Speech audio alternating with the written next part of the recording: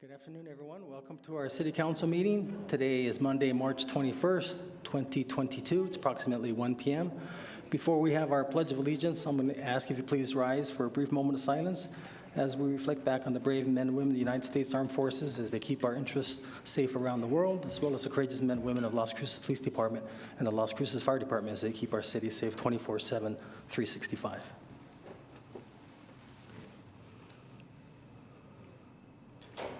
Councilor Flores, you join me in the pledge, please. Ready, begin.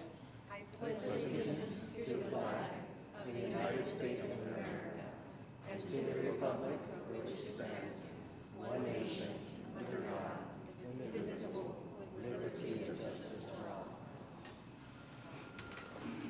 So true story. I haven't heard that since 3rd grade. That's how the teachers used to get us ready. Let's go. Ready? Begin. So good. Thank you for that flashback. So, okay. So we have Jennifer Martinez from our communications office who's going to present the Pets of the Week. Good afternoon, Mayor and Council. I am Jennifer Martinez with the city's communications office. And today there are 2 very sweet pets that I would like for you to meet. And today we have Ava, a shy girl, but she is willing to open up to the right person. She can also seem a bit defensive, but she's really scared at first, and she'd like for her forever family to have patience in getting to know her, earn her trust, and make her feel safe. When she gets that time to adjust, she will let you know that she is comfortable with her purring. And then we have Simba. Simba's about 2 years old and is the poster child for having an active lifestyle. He likes to go out on runs and being out in the world, so he needs a family that can keep up with him and one that can teach him to slow down and smell the roses. He has a lot of energy, so his perfect family should work with him to channel his energy healthily. And you can meet Ava or Simba by calling the Animal Services Center to make an appointment to visit. The number is 382-0018. And right now, if you're interested in adopting a pet this month, all the adoption fees are 50% off until the end of this month. Thank you, Mayor. Okay, thank you, Jennifer. And Dr. Francisco Payadas will announce the Jobs of the Week. Good afternoon, Mr. Mayor, members of the City Council. For this week's Jobs of the Week, the City of Las Cruces Community Development Department is hiring an electrical building inspector, and this position is paying $22.85 an hour, and it closes on the 30th of March of 2022. For any individuals hearing us that are interested, please feel free to apply to the City of Las Cruces website. We also have an HVAC technician, and this is with A to Z plumbing. This position is paying between $14 to $20 an hour, depending on the candidate's experience, and this is going to be closing on the 20th of May of 2022.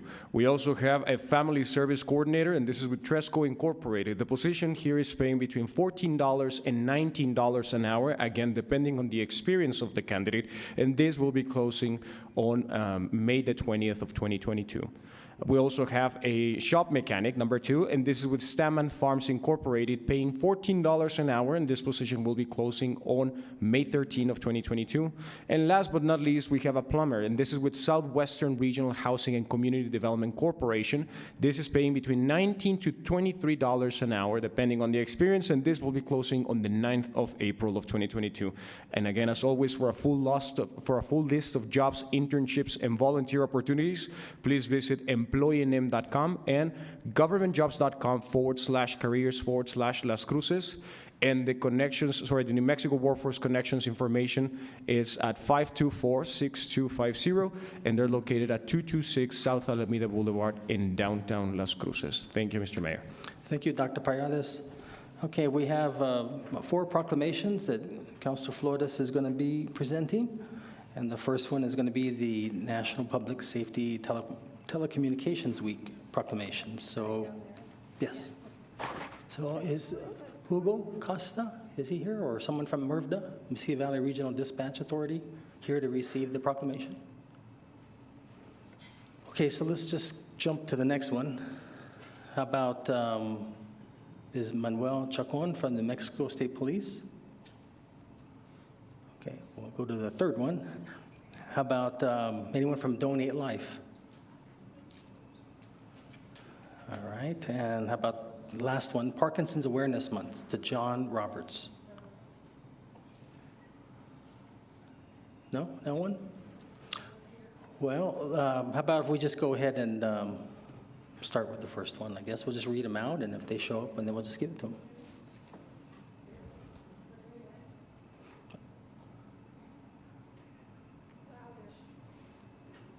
Did you push the button?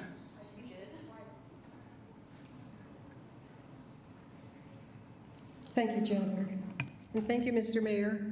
The first proclamation here is for the public safety telecommunications. No one's here. Okay. Whereas when an emergency occurs, the prompt response of police officers, firefighters, and paramedics is critical to the protection of life and preservation of property. And whereas the safety of our police officers, firefighters, and emergency medical personnel is dependent upon the quality and accuracy of information obtained from citizens who telephone the MESILLA Valley Regional Dispatch Authority Communication Center, and whereas professional safety telecommunications are a vital link between citizens and victims and are the first and most critical contact our citizens have with emergency services, and whereas public safety telecommunications are the single vital link for our police officers, firefighters, and emergency medical personnel by monitoring their activities by radio, providing them information and ensuring their safety, and whereas public safety communicators of the MESILLA Valley Regional Dispatch Authority are the first responders, who contributed substantially as part of the public safety team, and whereas each dispatcher has exhibited compassion, understanding, and professionalism during the performance of their duties in the past year, now therefore we, the Mayor and City Council of Las Cruces, New Mexico, do hereby proclaim the week of April 10 through 16, 2022 as National Public Safety Telecommunications Week, in honor of the men and women whose diligence and professionalism keep our communities and citizens safe. Are you by any chance from IRVDA? No.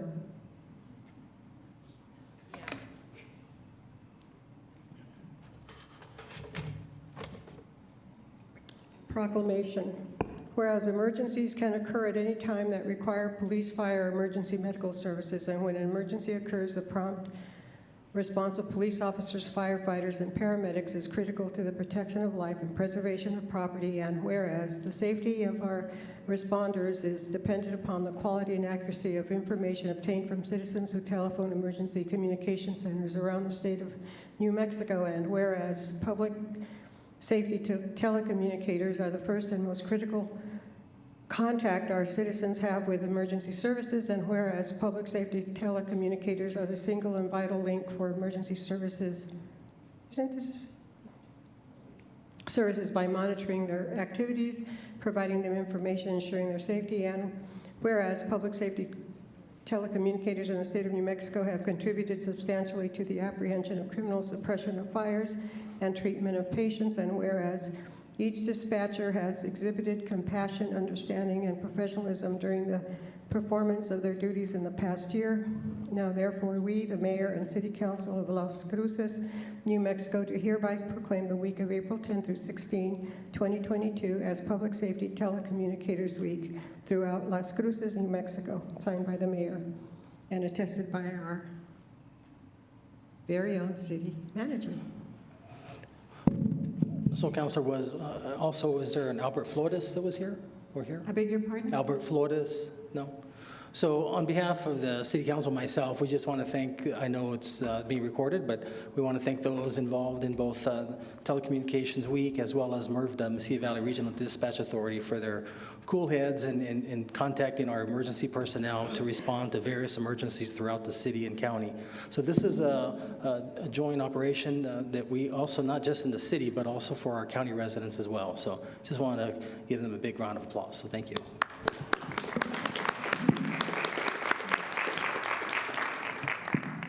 Proclamation.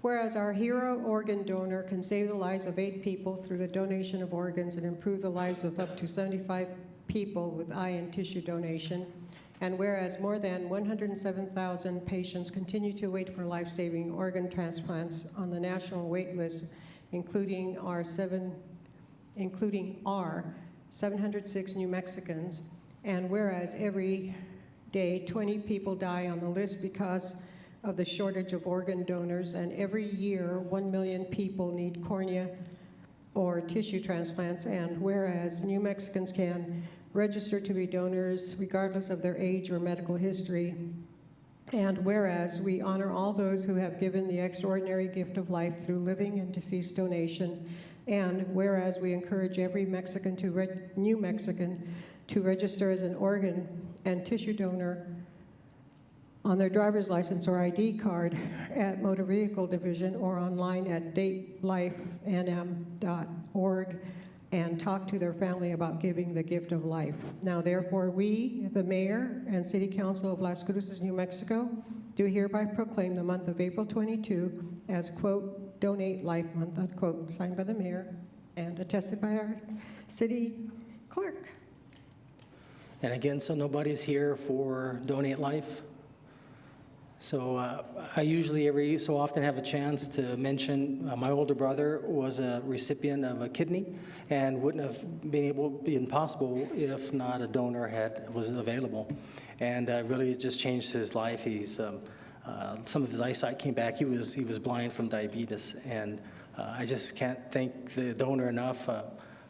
Unfortunately, he's deceased, but his family. And the interesting thing about it is, it's kind of funny, is all our lives he never really ate peanuts. But after he got the kidney, all of a sudden one day I went into his house and I saw a bunch of cans of peanuts. I said, well, what's with all the peanuts? He says, I don't know. Ever since I got my kidney, I've been eating a lot of peanuts. And it turned out he was able to find out from the family that he got the kidney from that the donor used to eat a lot of peanuts. So it's kind of interesting how they somehow, I've heard that story that they sometimes take over what the donor was doing. So it's kind of interesting. But anyway, so just takes a quick second, put that little heart on the driver's license.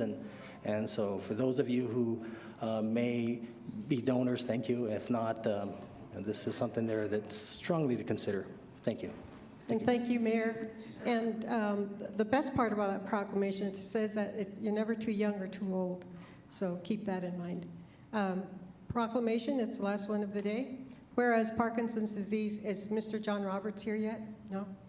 Whereas Parkinson's disease is a chronic progressive neurological disease and is the second most common neurodegenerative disease in the United States, there is adequate data on the incidence and prevalence of Parkinson's disease, but it is estimated that as many as 1 million Americans live with Parkinson's disease, with approximately 60,000 Americans diagnosed every year. And whereas it is estimated that the economic burden of Parkinson's disease to be nearly $25 billion per year in the United States. Medications alone cost an average of $2,500 a year, and therapeutic surgery can cost up to $100,000 per person. And whereas research suggests that the cause of Parkinson's disease is a combination of genetic and environmental factors, but the exact cause and progression of the disease is still unknown. There is no objective test or biomarker for Parkinson's disease, and the rate of misdiagnosis can be high. And whereas the symptoms of Parkinson's disease vary from person to person, can include tremors, slowness of movement and rigidity, difficulty with balance, swallowing, chewing, and speaking, cognitive impairment and dementia, mood disorders such as depression and anxiety, constipation, skin problems, and sleep difficulties. There is no cure, therapy, or drug to halt the progression of Parkinson's disease. However, daily exercise has proven to slow down the progression. And whereas local, regional, and state volunteers, researchers, and medical professionals are working to improve the quality of life of persons living with Parkinson's disease and their families, and whereas increased education and research is needed to find more effective treatments with fewer side effects and ultimately a cure for Parkinson's disease. Now therefore, we, the Mayor and City Council of Las Cruces, New Mexico, do hereby proclaim the month of April 2022 as Parkinson's Awareness Month, signed by the Mayor and attested by our City Clerk. And that's it for today, Mr. Mayor, and thank you. Thank you, Councilor. And with this one, I know he's not with us here. I think he moved to Truth or Consequences as Mr. John Hamilton. For those of you who may know him, he would come to council and tell us the dangers of a particular major brand of pesticide that we would use, or weed killer. And he was able to convince council to basically discontinue that use. And even though the newer, friendlier, more natural, and a lot safer brand costs twice as much, and we're talking probably an extra $300,000-$400,000, the city discontinued using that major brand because of Mr. Hamilton. And so we appreciate him and all that he's done regarding Parkinson's. So, okay, so thank you, Councilor Flores, for that. So now I'm going to go to the conflict of interest statement. This is where I'll ask if any member of the City Council, City Manager, or any member of the city staff has any known conflict of interest on any item on the agenda. None by Flores. None, Graham. None, Okay. Cantara. Seeing none. Now we're going to go to public participation. This is where members of the public can speak to council for a total of 7 minutes.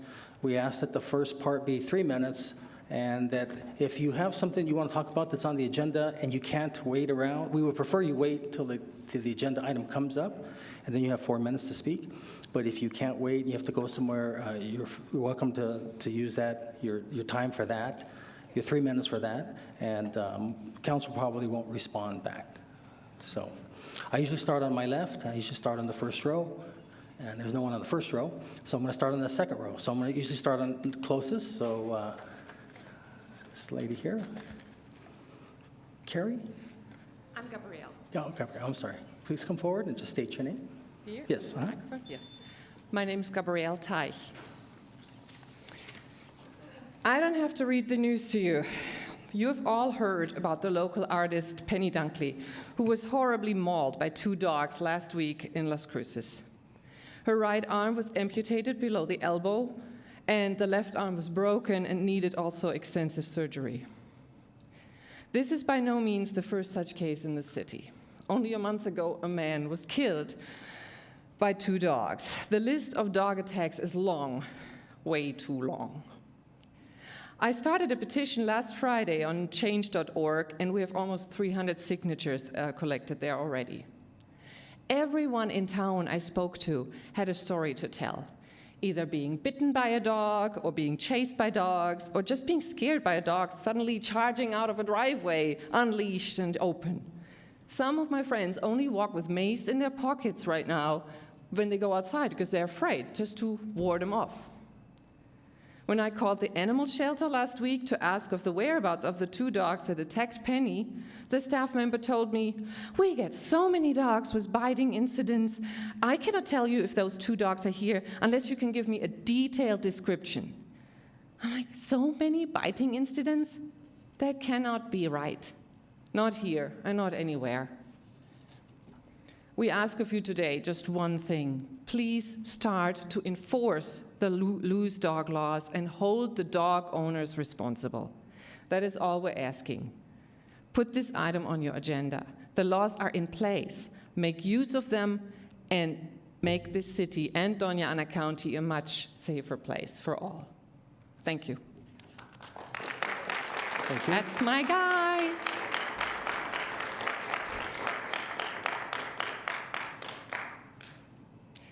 Do you know about the city? Do you know about the whereabouts of those dogs? Could anybody tell us? What happened to those 2? I received an email. I can't get it confirmed, but I'm going to be following up on it today. I already filed to get the police report once that comes out. but that can take a couple of days. The city manager says he has information if you'd like. Thank you.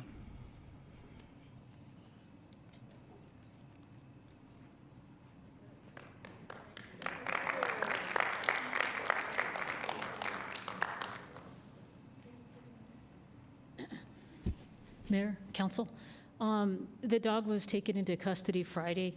There was one dog involved, and the investigation is still going on. Ma'am, the investigation continues. The one dog is in custody and is at the animal shelter. I can't comment anymore until this investigation is completed. Thank you. So we have, that was the second row. So is there anyone else? I know this lady here with her hand up. Yes, ma'am. Just come forward, please, and state your name.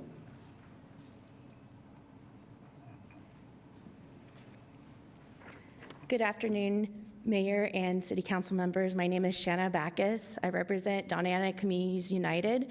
Also, we do a program outreach for Friends of Gallagher Park.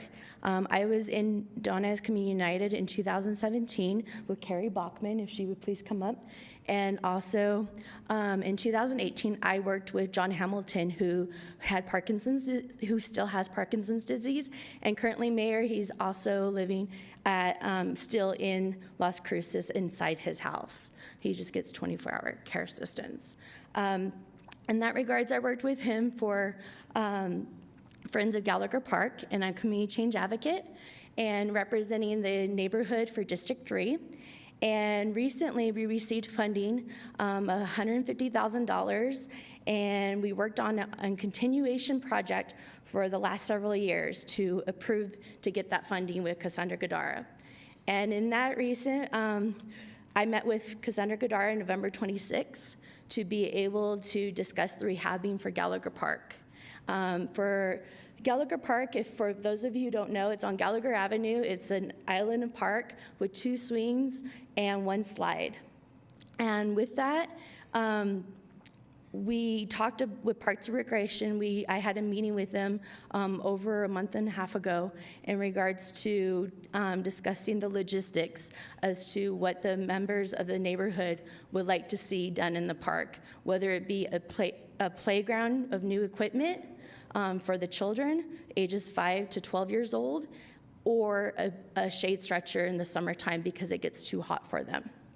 And after talking the logistics and Parks and Recreation, I could understand both sides of the coin, how much work that Parks and Recreation puts in as well as the city puts in into all their projects. And my concerns right now is that the money that we were approved for $150,000 needs to be spent by June. However, there's no public hearing notice being put into play, and we need to have 2 purposes to get more of the neighbors represent of the consensus of the 2 concerns with the playground, new equipment, or shade structure, so that could be placed into the park. And this has been a long time advocating, and I just don't want to see all of our hard work, the members of the neighborhood of District 3, as well as Cassandra Gadara's hard work and Carrie Bachman's hard work, go to waste. And Carrie Bachman, if you can please come up.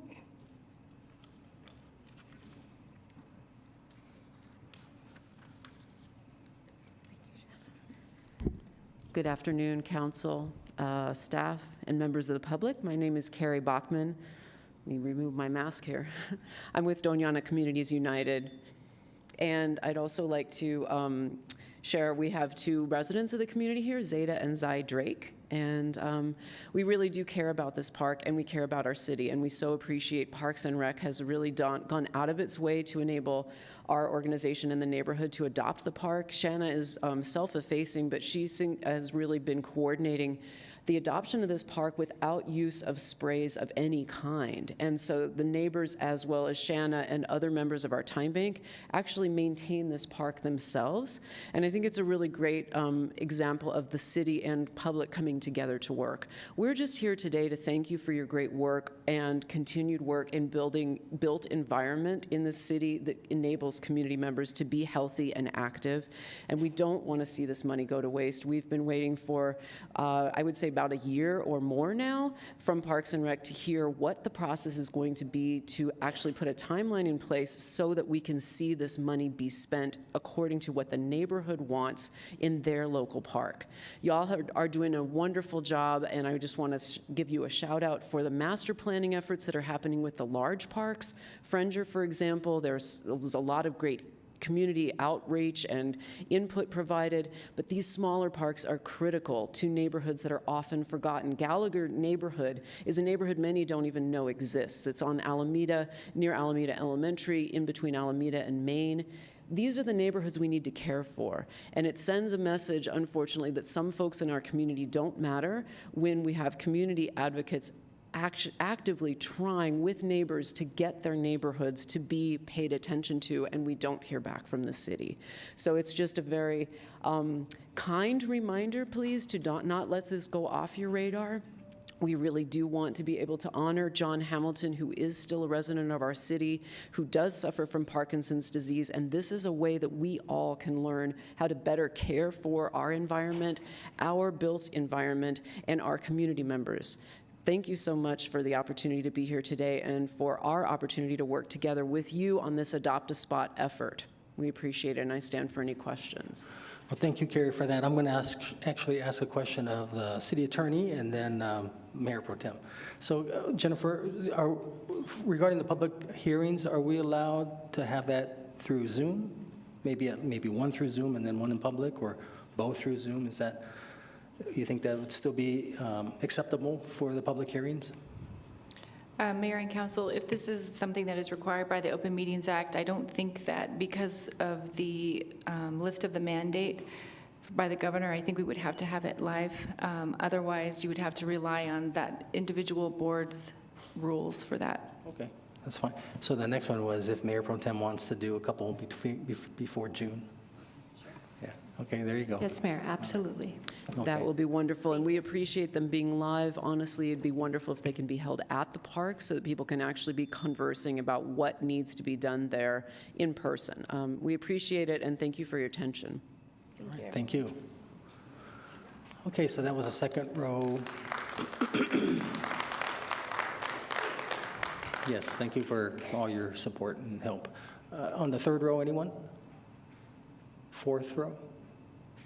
Fifth? Sixth? Seventh? Eighth, the last. So no one else on my left. Okay, so I'm going to start on my right and the one on the first row. Second row? Yes, ma'am. If you just come forward, state your name, please.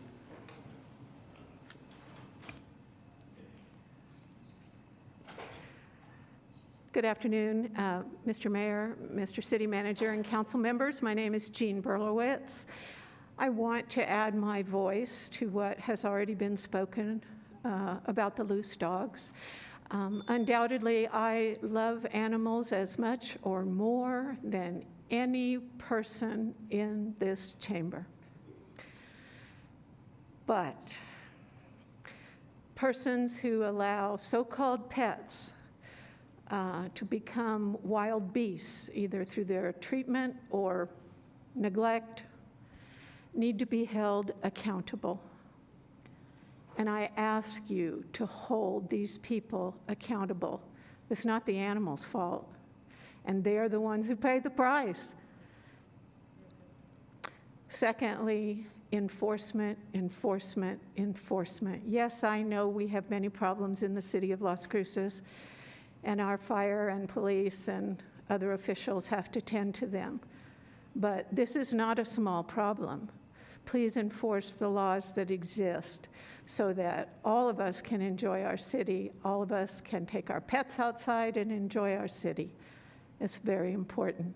Thank you for listening. Thank you, Jean.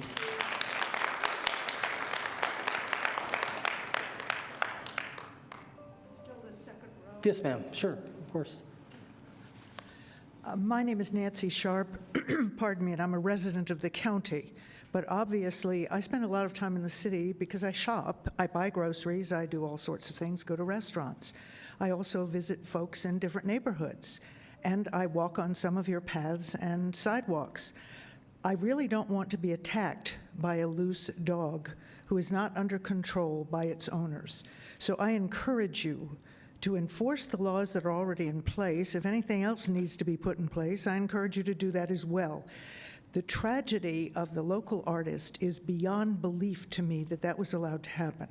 I'm going to address this to the county commissioners of Doña Ana as well, because we've had issues in the county that are equally as abhorrible. So I thank you for listening to me, and I just encourage you to enforce what is already in place. Hold owners accountable. It's not the animal's fault. Thank you.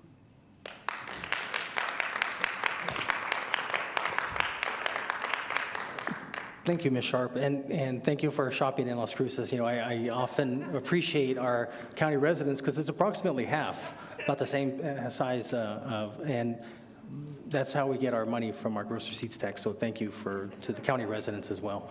Anyone else on that second row? Third row? Fourth, fifth, sixth, last? Anyone else on my right? Okay, well, that will conclude our public participation. Thank you for your comments. And now we're going to go to the acceptance of the agenda.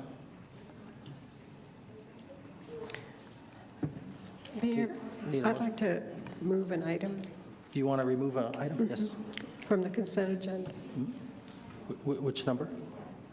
6.2. 6.2? Okay. Correct. Okay, so I need a motion and a second to accept the agenda as presented with removing 6.2 for discussion. So moved, Corin. Second, Graham. Motion made by Councilor Coran and second by Councilor Graham. Okay, that we accept the agenda with item 6.2 being removed for discussion. Christine? This is on the motion to accept the agenda as presented with removal of item 6.2 for discussion. Councilor Abeyta? Yes. Councilor Graham? Yes. Councilor Bencomo is absent. Councilor Coran? Yes. Councilor Flores? Yes. Councilor Gandara? Yes. Mayor? Yes. Okay, so 6.2, Resolution 22-111. Need a motion and a second. So moved. Second, Gandara. Okay, motion made by Councilor Flores, second by Mayor Pro Tem. And Councilor Flores, did you just have a question or did you want a full presentation? A full presentation, please. Thank you. And we have Amy Johnson-Basford, who's going to be presenting. Good afternoon, Mayor, Council. Amy Johnson-Basford, Grants Manager. Today I'm presenting a resolution for approval of a grant application for the FAA, Federal Aviation Administration, for a new program they have, which is the Airport Terminal and Tower Improvement Grant Opportunity. This opportunity is being presented under the BIL, the bipartisan infrastructure legislation that was enacted in late 2021. And so it gives you the opportunity to apply for new or rehabilitation of existing terminals and airport-owned control towers, excuse me. There's a total of $1 billion per year for the next 5 years available under this particular opportunity. We don't expect that it'll be available after that, since it is through the existing legislation that came out, and that has a 5-year limit. There is no maximum grant amount for this particular grant. So we're putting together a grant proposal that includes the renovation of the building at 8960 Zia Boulevard, the construction of a TSA control building, the construction of a building between the buildings 8990, wow, I can't say that word for some reason, and 8960 on Zia Boulevard. The improvements are intended to accommodate travelers for both intra and interstate passenger service, as well as the charter and private aircraft service we currently have. This will also allow for the growth of ancillary services at the terminal and expected to provide services to the traveling public for the next 15 to 20 years. This is a conceptual design of the building that will connect the two buildings that exist right now on Zia Boulevard. The existing building that is quote-unquote the terminal building will be used for intrastate travel. So for those individuals that will be traveling to Albuquerque or Santa Fe or other destinations within New Mexico. And then the other building at 8990 Zia Boulevard will be for interstate travel. And that looks like this. And I know that's a fairly small building, but we are well into design of this particular renovation. And then you'll notice off to the right is the additional building for the TSA control processing for those people who are flying out of New Mexico to Dallas, Denver, Phoenix, and other destinations. So this one is very, very far along in the design process. Additional design will be required for the connecting building, but this will allow us to move forward with all forms of passenger service. The grant application is a request for $11.875 million. It requires only a 5% match. Normally, FAA requires a 10% match, but because of the BIL legislation, they've reduced it to only 5% for this particular grant opportunity. That means we need a match of $650,000. That match source is from the 2022 capital outlay that was provided in the last legislative session, as well as a share from New Mexico Department of Transportation Aviation Division. And traditionally, we do share match for FAA grants with NMDOT. The due date is March 28th, which is why we're here today, so it's due next week. We anticipate the notice of award in June. We are required to get underway before the end of federal fiscal year 2022, so we will be issuing design contracts prior to October 2022, and we believe that it'll be a 2-year construction once the design is finalized, and so that puts us around 2025 for everything to be completed. And I will stand for questions. Andy Hume from the airport is also here for questions, and these are your council options. I just have to say, it looks really cool. That is neat. That's amazing to, hopefully we get this and off we go, literally. Councilor Flores. Thank you, Mr. Mayor, and thank you, Amy, so much for your presentation. So the anticipated award would be in June. Yes. And you say anticipated, so does that mean that it's a shoo-in? Mayor, Councilor Flores, nothing with the federal government is a shoo-in. Or the state. But we feel very strongly about it because we are so far along in design, and we are ready to get under contract in federal fiscal year 22, and that was very important to the FAA when they did their webinars, that we are able to get under contract by the end of this federal fiscal year. So we feel that that's a very strong point in our favor. Great. Thank you so much, Amy. And I think we have to thank Andy Hume for making sure that the airport is airport ready. And hopefully, maybe if we have a windfall from the legislature between now and whenever, we'll be able to have interstate sometime next year, maybe, if we're lucky. But we're definitely going to have intrastate sometime this year already. So, yeah. So all of that is in the making. Thank you, Amy, and thank you, Andy. Thank you, Mr. Mayor. I do have a letter that one of the board members would like me to read. I don't know at what point that would be appropriate. Yeah, okay. So this is a letter written by Daniel Roberts, who's an airport advisory board member and a resident of Las Cruces, to Las Cruces City Council.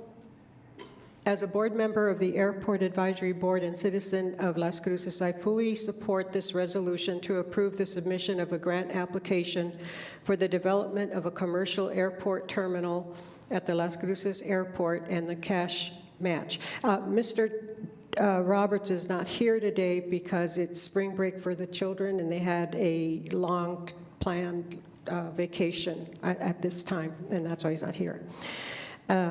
As a professional military pilot for the last 11 years, I have flown all over the United States and know the value that a quality terminal brings to a community. The Las Cruces Airport does not currently have a public terminal that brings a, quote, wow, unquote, factor to arriving pilots and passengers.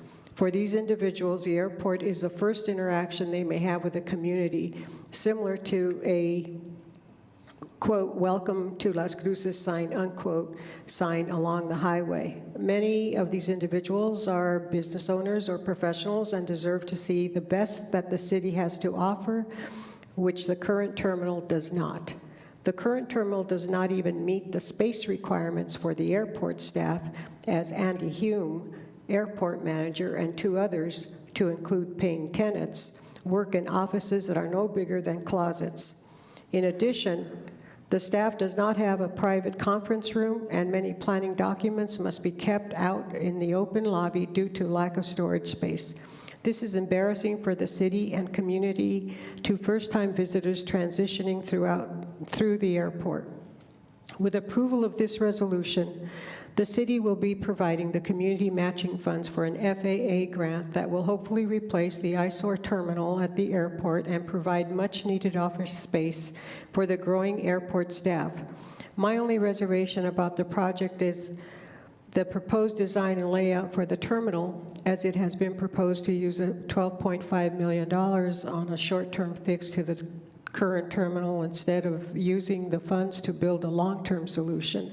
I believe that the city can better spend the funds to create, quote, wow, unquote, factor at the airport.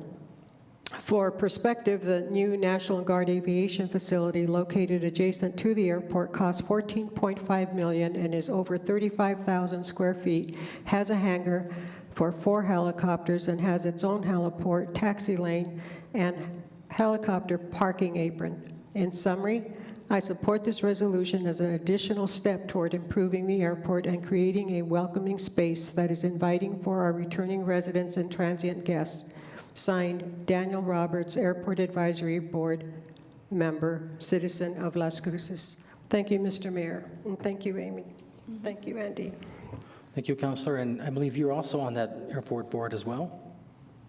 Pardon? You're also on the airport board as well? No, Your Honor. Oh, you're not? You appointed me as a liaison. I am not a board member. Well, Otherwise, but you we'd do- really be soaring. But I mean, you- I would have gone up to Santa Fe and really, no. But you do attend those meetings? No, oh, yes, I attend them. Yeah. Yeah, I think I've only missed 1 or 2 meetings in the last 4 or 5 years, so maybe more, maybe 3. Yeah, Yeah, Andy's saying no. I was just going to tell you thank you for your work on that, but, Well, thank you very much, Your Honor. and Thank of course, Andy, and I have to tell you, I'm always impressed with you, how you, and I know that wasn't your background. I know when we first met, you were in planning, and then you took on the downtown, and look what you've done there, a great job, and now at the airport, and you really got it literally moving. I mean, we've seen others who've tried, but you did it, so thank you. You're like the Chris Jans of get things done. Yeah. Just don't leave. Okay, anyone else, any questions? How about members of the public? Okay, seeing none. Christine? This is on the motion to approve Resolution 22-111. Councilor Beta? Yes. Councilor Graham? Yes. Councilor Bencomo? Yes. Councilor Corran? Yes. Councilor Flores? Yes. Councilor Gondara? Yes. Mayor?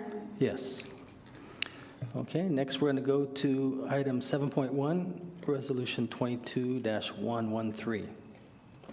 Need a motion second? So moved, Graham. Second.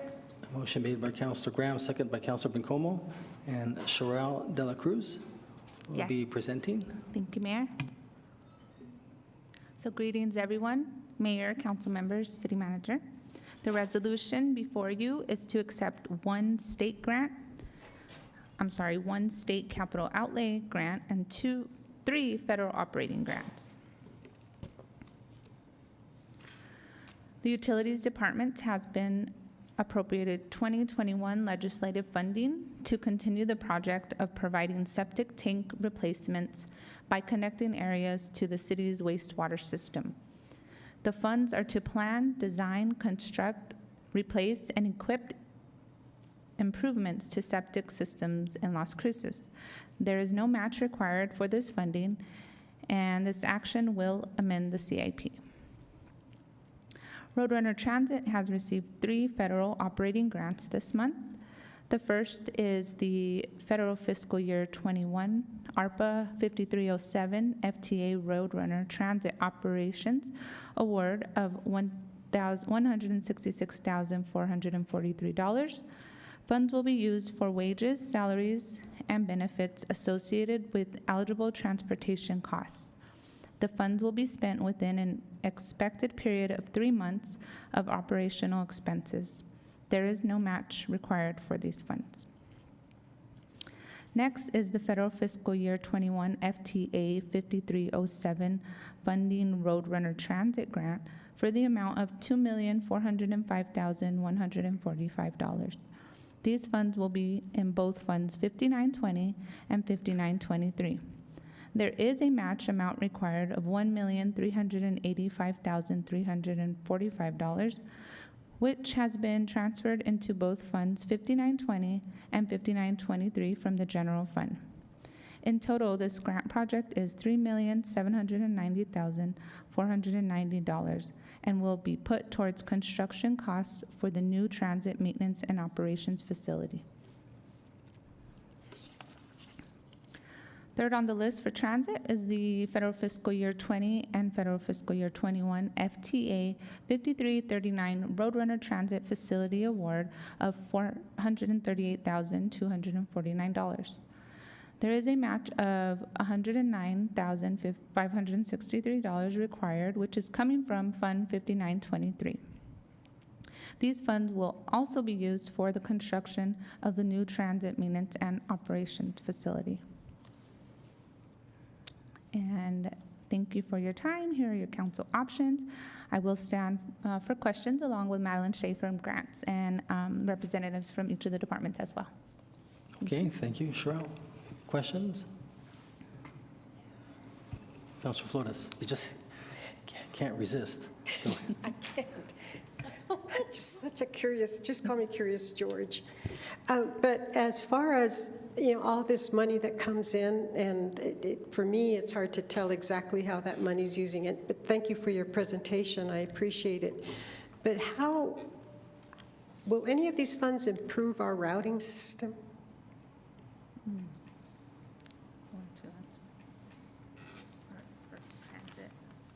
For transit. Councilor Flores, I think we better... excuse me, can you first state your name and then... Sorry. And you're welcome to remove your mask if you'd like, if it makes it a little bit easier to hear. It's up to you. Okay. Either way. Madeline Shea, Grants and Contracts Compliance Specialist. And your question, Councilor Flores, was in regards to specifically the transit grants, is that correct? Well, yes, transit grants, and whether any of that money is specifically allocated or maybe could be used for developing routes that are really accessible. Sure. So I am going to defer that to our transit administrators who can certainly answer this much better than me. Thank you. Mark Bartholomew. Yes, he's coming down to your left.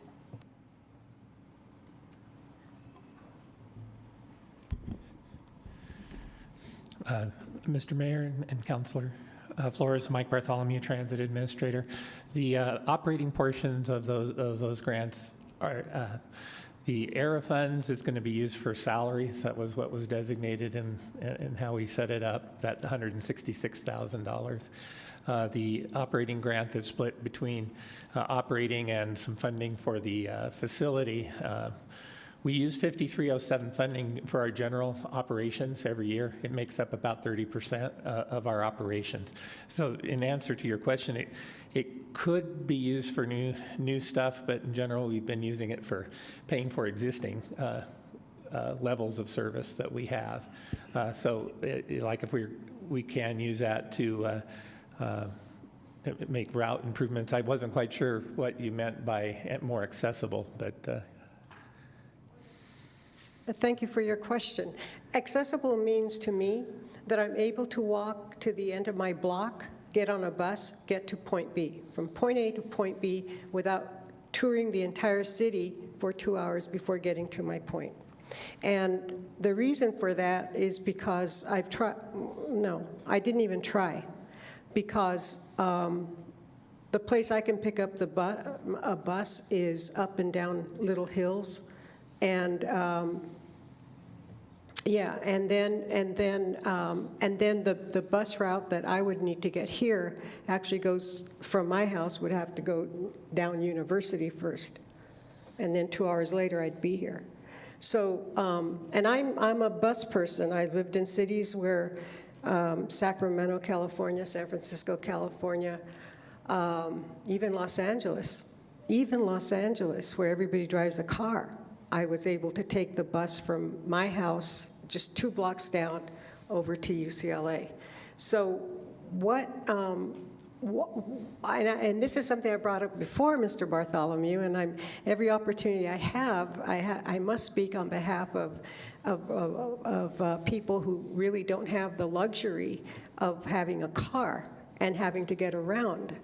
And then there's also the population, most of us here, who really care about the environment. And we know that 73% of the GHG it comes from from transportation. Most of those come from our buses. And yes, it's true, we're going, I think, to hybrids or to electric. So that's good there. It's a good start, but we're not there yet anyway. But so that's why I keep asking. I'm sorry, I can't help myself. I keep asking, is there any way that we can really get better routes? And I've said before, I don't understand for the life of me why we don't have a connection between Sonoma Springs Boulevard and Sonoma Springs Boulevard, Sonoma Ranch Boulevard, Sonoma Ranch Boulevard, and Roadrunner Parkway, and so at least there. I mean, I can walk there. And then it would be really luxurious if there was just a crossroad on Mission, would go into Golf Club and pick up a lot of people there, and even kids, because there are a lot of kids in that area. So I'm just putting that out there for you, Mr. Bartholomew, and hopefully one day, sooner than later, maybe we can have better bus routes. And that's what I mean by accessible. Okay. And Mr. Mayor and Councilor Flores, in response of how we can use the money that you were asking about in these particular grants, they're part of our operating projects. So we did, as you know, we got the $6.4 million in additional ARPA funding that it's dedicated for our operations for next year. And we've also had council recently, back in December, approve our short-range transit plan, that where microtransit is a big component of it. And as far as improvements, we are looking at, especially to the areas to the east of I-25, running a demonstration project first to start with microtransit. So that will, in terms of accessibility and the way you described it, that people could potentially just walk down to the end of their block and catch a smaller vehicle and get somewhere more quickly. So we'll be working with microtransit, which is overlain by our regular fixed route buses as well, and just working through it to see what will provide that better access that you've described. I know there's I think MPO that some of our councilors sit on. Is that the Metropolitans, whatever? Mm-hmm. So, but as far as the city's concerned, are we expanding lines over to Hacienda Acres beyond the high school, beyond Oregon Mountain High School? I'm sorry, can you repeat the question? I'm sorry. Are we expanding service to Hacienda Acres east of Oregon Mountain? Yes, past Porter Road. Is that what you're? we do go as far out as Porter Road right now with our existing route. Yeah, But- I'm but talking- that's just short, right Short of done. Yeah, short of Hacienda Acres area. And with this demonstration microtransit project, that would be included in the zone to provide service. And then with the MPO, you work with coordinating service throughout southern New Mexico. I mean, so pretty much Hatch and all that sort of stuff, right? It's all that connectivity. Yeah. Yes, there's connections to the regional transit district at our intermodal center, to routes to the south and routes to Hatch. Great. Thank you so much, Mr. Bartholomew. Thank you, Mr. Mayor. Thank you. Sure. Thank you, Michael and Councilor. And I feel compelled to, years ago, I probably asked, I don't think Michael was the administrator back then, same questions you did, Councilor. And, I think a lot of residents want to know why we don't have 24-hour service and, 7 days a week. Well, because it's money. And when you think about it, I mean, we don't really bring in the revenues that we bring in from the fares are a small fraction. The city really subsidizes these routes, and if we were to increase those to make it really accessible with very little people riding, then we're going to have to take cuts someplace else. And so I think that Michael and his team always have a really tough balancing act, the monies that he has and how to be able to reach out to the most amount of people who can use the bus.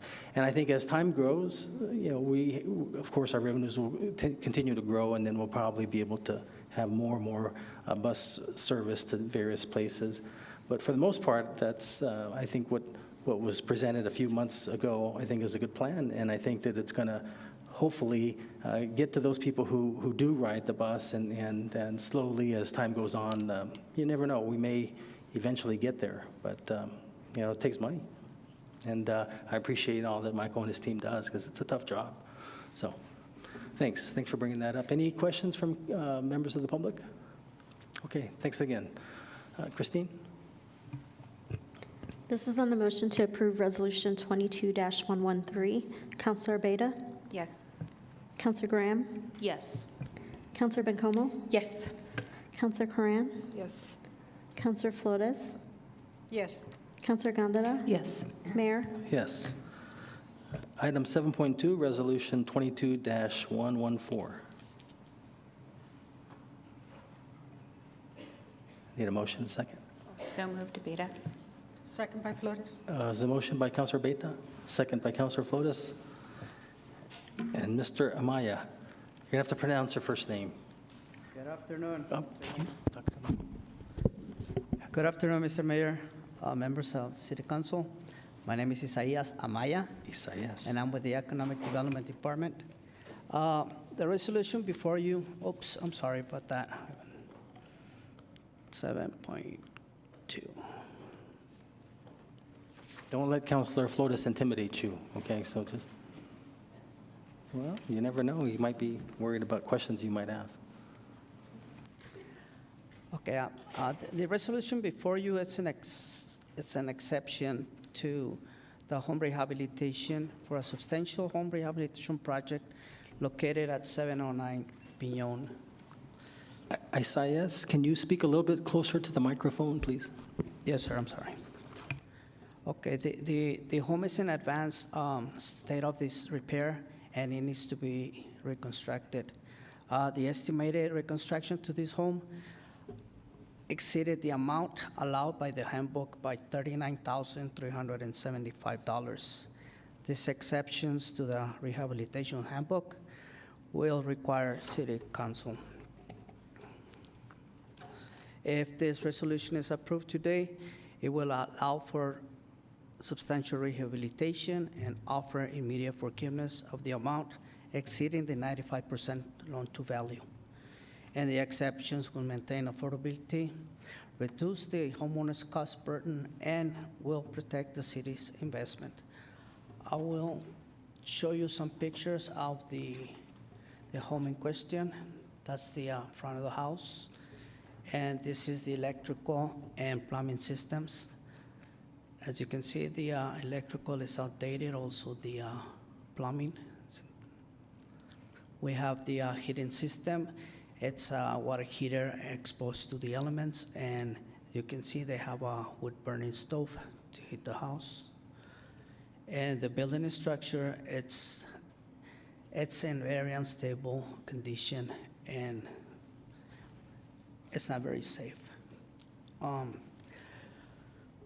With this, here are your standard council questions, options, I'm sorry, and I'm open for questions, and thank you for your time.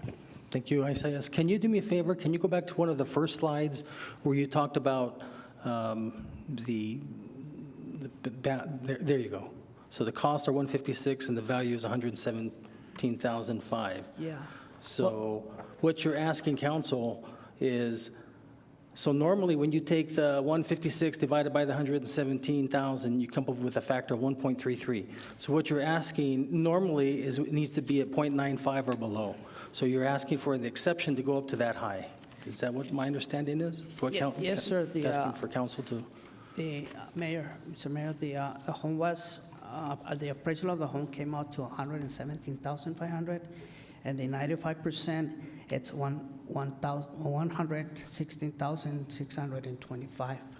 Okay, and the amount exceeded, it's the 39,375 to be able to build the complete home. Okay, got it. Yes. So questions, Councilor Bencomo, and then Councilor Flores. Thanks, Mayor. Thank you so much, Mr. Anaya, for the presentation and for all the work that your department is doing. I'm curious if there are additional costs, or what does it look like while this home is being renovated for the tenants? You know, do they stay in the home? Do they have to move somewhere during the rehab? Mr. Mayor, Council Bencomo, the $156,000 includes $10,000 for contingency, relocation costs, and also soft costs to pay for the lead-based paint inspection that we conduct, and also any other change orders that may come up. So it's a total of $13,000. So that could be removing the tenants to stay somewhere else? Yeah, they will be relocated. Okay, for how long, do you know? The contractor that was awarded the project, he contemplated, I believe it was 60 days. I mean, Okay. 60 days, no, I'm sorry. It was a total of 4 months. Okay. 4 months. Okay. And then I had another question, and it's momentarily escaping my mind. Give me a second. Take your time, take your time. Oh my gosh. Never mind. It might come back to me after Councilor Flores. Thank you. You're too young for those senior moments. What is going on, right? The weather. You're too young. However, Councilor Flores, you. I never skip a beat. Señor Isaías Amaya, muchísimas gracias, Isaías. So I am not familiar with this home at all. And so, and I thought I missed something, but when the mayor said go back, and then, so my question is, who owns the home? Who lives there? How was this home, how was this particular house arrived at? And then, okay, and then the exceptions to the home rehab handbook, so require our approval. I haven't seen that home rehab handbook, but so who owns the house at 709 Piñon Street? Okay, the home at 709 Piñon is it's owned by Ernesto de la O. He's an elderly person, and he's a single person. He lives in the house. He's not disabled. One of the ones that are not disabled, and the home rehabilitation handbook allows to 95% of the appraised value of the home, which, as I mentioned, is the $166,000 plus another $13,000 there that we included to the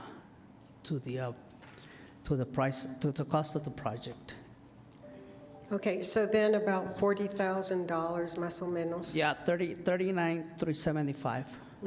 So about $40,000 is the amount. Now, where do the funds come from?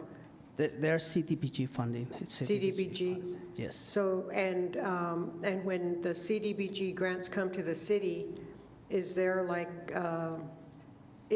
a line item that has maybe a general fund or discretionary uses of those funds? It goes to the home rehabilitation program, and we use it for our low-income, low to moderate households. So there's a home rehab. It's a home rehabilitation program. It's what I'm the coordinator for that program. Okay, so that's where the 40,000 más o menos dollars would come from?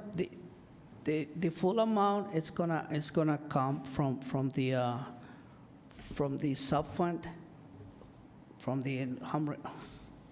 Let me have Natalie help me with that, because That's okay, Isaias, no problem.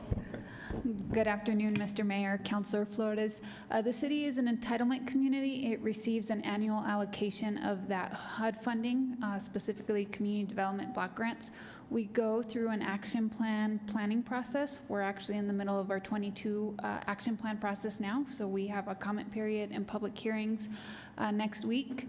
We do a number of community input meetings to allocate that funding. We have a competitive application process for part of the funding. And so you will see that resolution and that action plan at your May 2nd meeting. Okay. Thank you, Ms. Green. And thank you, Mr. Amaya. Thank you, Mr. Mayor. Thank you, Councilor. And let me just use this as a moment for our new council members. So this is something that maybe this is the first time that you've had it or in a while, Councilor, but every so often, as Natalie was saying, we receive funding from HUD. And so it's an application process, and so sometimes staff or it's mentioned that maybe these houses that are in need of repair get this funding, and so the city's actually the mortgagee. So the city's going to, if they were to default on it, then it becomes the city's.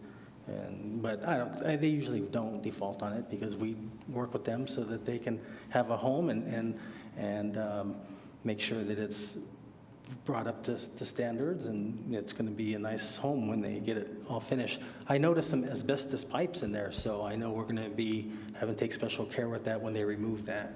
So yes, it might be. That might be the case. Yeah, they're pretty old. I saw those in there. So so it's something there that any residents are yes, and this is one of those exceptions. This doesn't, since it's federal monies, it doesn't really fall under the state anti-donation.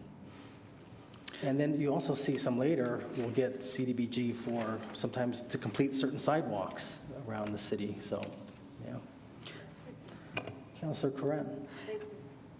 I actually wanted to take this moment to say that Councilor Graham and I had the opportunity to tour a lot of the efforts that are happening within this program and a lot of the affordable housing things last week or the week before, and we did go to one of the homes that was part of the home rehab, and so that really helped us understand it. What was really cool was, first of all, seeing the house that I think had been in disrepair, and I think they actually moved in last week in Councilor Gandera's district. But what was really cool to see was in the neighborhood, you could also see that a bunch of other folks had their stickers on their window to start fixing up their homes. So it was really cool to see the impact that projects like this have on a community, and how it sort of brings everyone into the fold and say, oh, we're going to fix up our place as well. And so that was a really cool opportunity to see what those impacts are, and I really appreciate us getting to see that. And so I'm really happy. Thank you for your presentation, Mr. Amaya.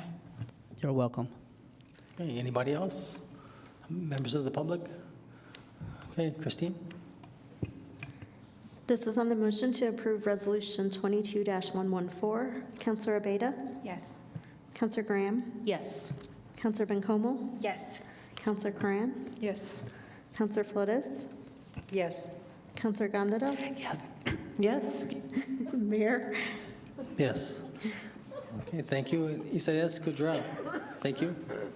Next item, 7.3, Resolution 22-115. So moved, Cantara. Second, Aveda. Okay, motion made by Mayor Pro Tem, second by Councilor Abeta. Erica Hawkes will be presenting, I think. Yes, Mayor and Councilor, I wanted to take this opportunity to introduce our new treasurer, Erica Hawkes. She has a history with the city, Public Works, Finance as an accountant. Then she went over to be with audit under legal, and we snatched her back as our city treasurer. So I wanted to introduce her and have you all welcome her. And this is her first presentation, so I look forward to working with Erica and having lots of fun. Thank you.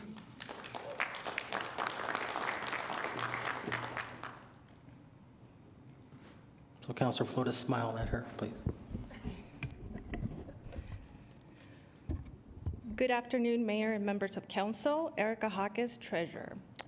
Today, I bring the resolution before you to approve the write-off of municipal court accounts receivable as of fiscal year 2017 in the amount of $3,555,926.19.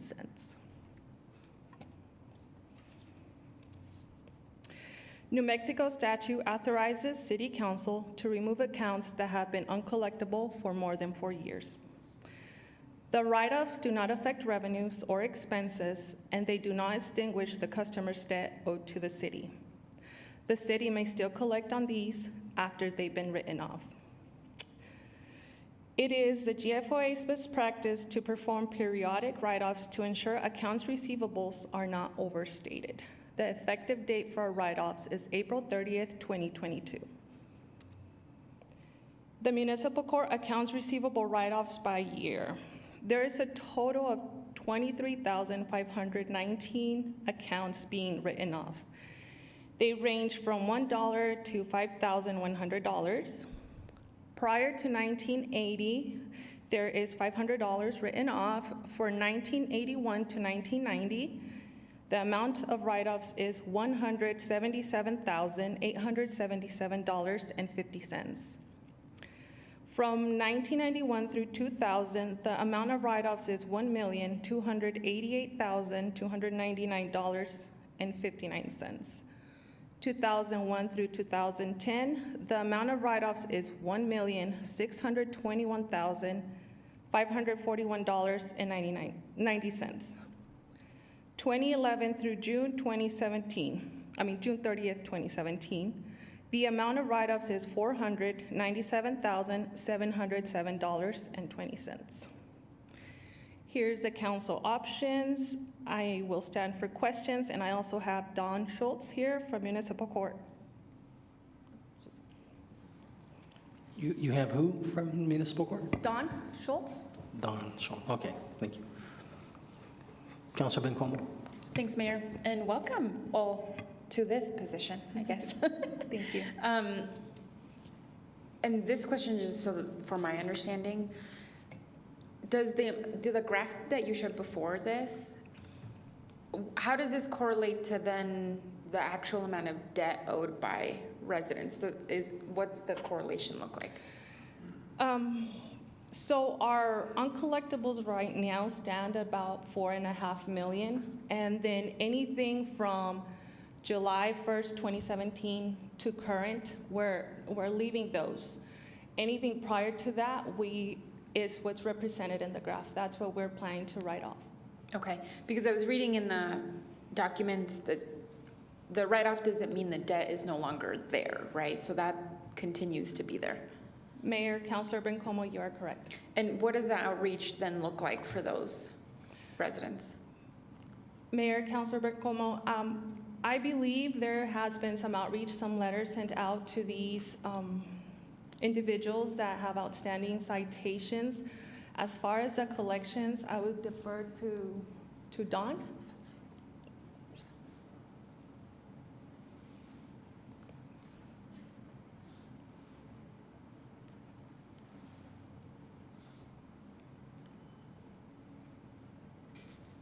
We're just going to need you to state your name, please. Don Schultz.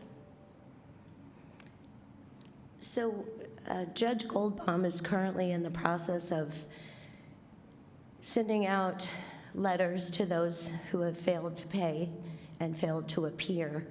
And we are having some luck at getting those defendants before the judge to make arrangements to address their outstanding citations. Okay, thank you.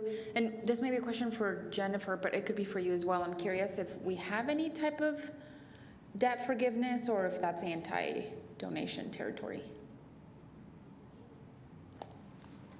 Mayor and Council, that would be entirely up to Judge Goldbaum. As you know, it's a different branch of government. We can advise, and I have advised for legal matters, but that would be entirely up to the judicial branch. Okay, that'd be interesting to learn about, just in terms of like what's the data in terms of collection. Does it continue to be extremely folks in extreme poverty? Like, what does that data look like, and what could be steps to move forward to get rid of that debt for a lot of people? You know, I hate for people to have citations if they already are in extreme poverty, and what we could do about it. And I don't know when we can have that conversation, Mayor, but that's certainly something I would like to learn about. Thank you. So let me just ask you a couple questions, since it looked like, so Donna, I know the city has a gentleman that has collected, in fact, he received an award from us, I think it was last year, and he used to have his own collection business. So I take it that he's had a chance to look at these write-offs?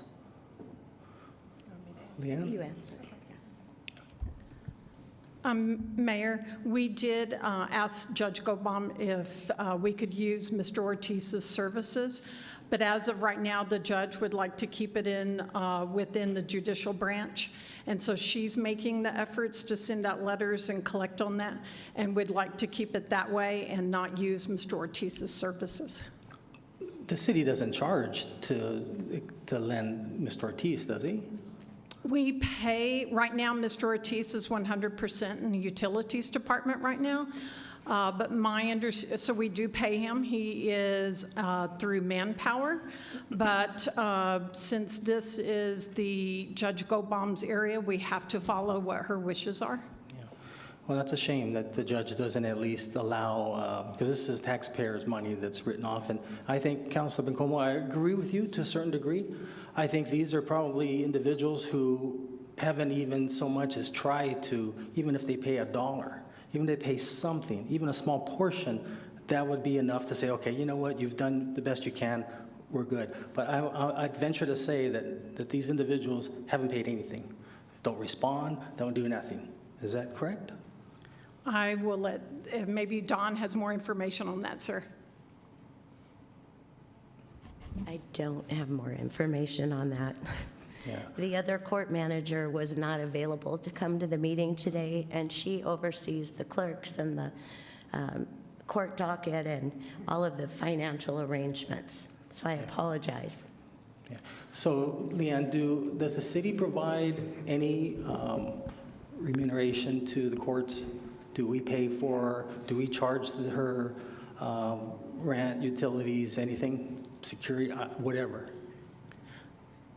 Mayor, Council, the judicial side is part of the general fund, so we pay all of the salaries, we pay all of the utilities. Is that what you're? Yeah, right. Yes, sir. We pay for everything. Well, yes, sir. I think we need to really look at that. If she doesn't want to use who we use to try to collect money, because that's money that could be used in other areas of city operations, whether it's for maybe an additional house that could be renovated. Maybe we can use that as another % down for other rehab. For the judge to act in this way by not allowing this gentleman who's been able to collect a lot of money, she's not a bill collector, and I think we should really look into that. Because if not, or start charging her for rent and then kind of let her realize, yeah, we're not trying to interfere, but if you're not willing to let us try to collect money that's owed to the taxpayer, it shouldn't be quite like that. I think that at least give them an opportunity to try to collect it, even if they collect $500,000. Imagine what we could do in your districts if you got $100,000 each. So what you can do to help other individuals. I mean, this is, like I said, now they don't have to collect the whole amount. If they do collect a small amount, that's great, but that's just my druthers. Councilor Vincom. Thank you, Mayor. Yeah, no, I agree. I think this is worth having a conversation. And I recently was contacted by someone at the organization that Fines and Fees Justice Center. And I know they focus a lot more like on the criminal justice side of fines and fees and not punishing people essentially for being poor. But I just think it's worth the conversation to have. And if there's a significant amount of these, for us to collect data on them. Like, I would like to understand how many of these folks haven't tried any sort of payment plan, how many of they have and are still, drowning in that debt. To me, I think it's really important to sort of act on behalf of these folks if we have that data. And so, but I agree with you. I do think it's worth having a conversation given that, municipal court is still part of the city operations. Ifo, you want to say something before Mayor Pro Tem?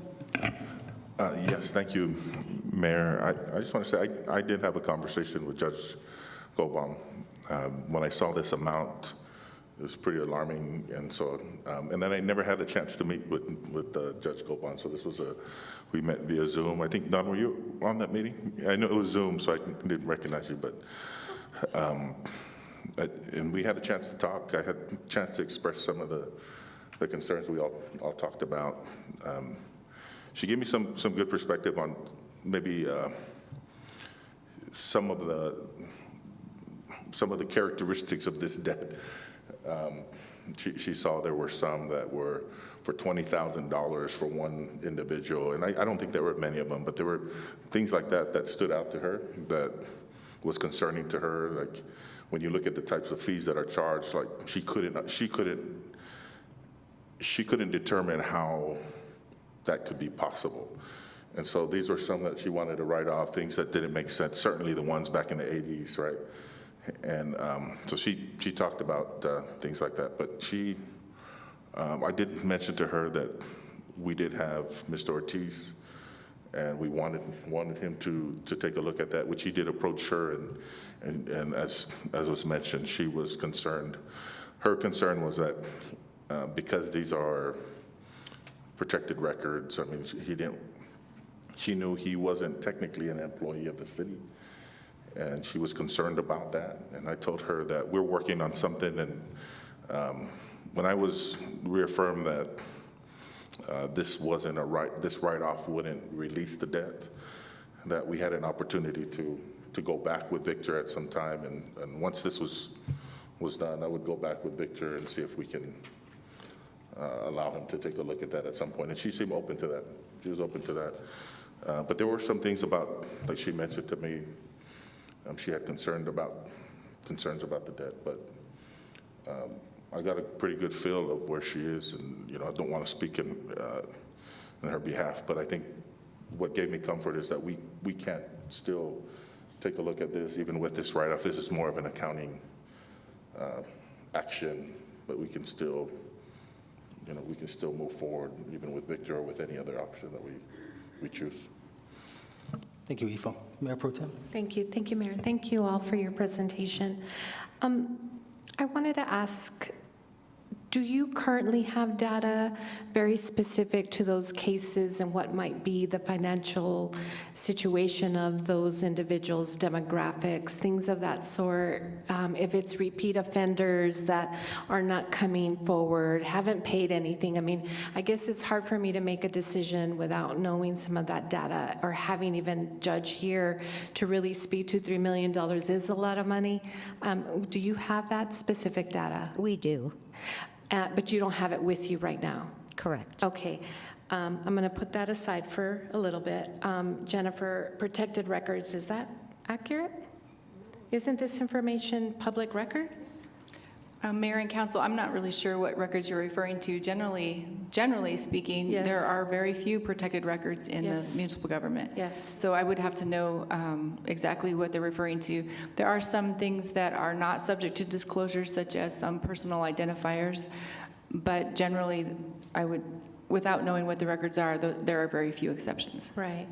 And so if this employee, Victor, who is sort of acts, right, as a city employee, when he speaks to folks that owe the utilities, I mean, he would act under the auspices, I would think, of the city and be careful, or there could be some arrangement in terms of if there are any kind of protected sort of records, could he act on that? I guess, am I making sense? I guess I'm feeling like Victor is an employee of the city of Las Cruces by contract, and if there were, I guess not knowing what that meant, protected records, couldn't he still, though, act on behalf of the city confidentially, you know, try to get this money? With Mayor and Council, I'm not really sure the details of what's transpired as far as debt collection goes. Generally speaking, there are many cities that engage with collection agencies and collection firms. So that information is not impossible to obtain, and it certainly is legal in many respects. I just don't know the details of what's right.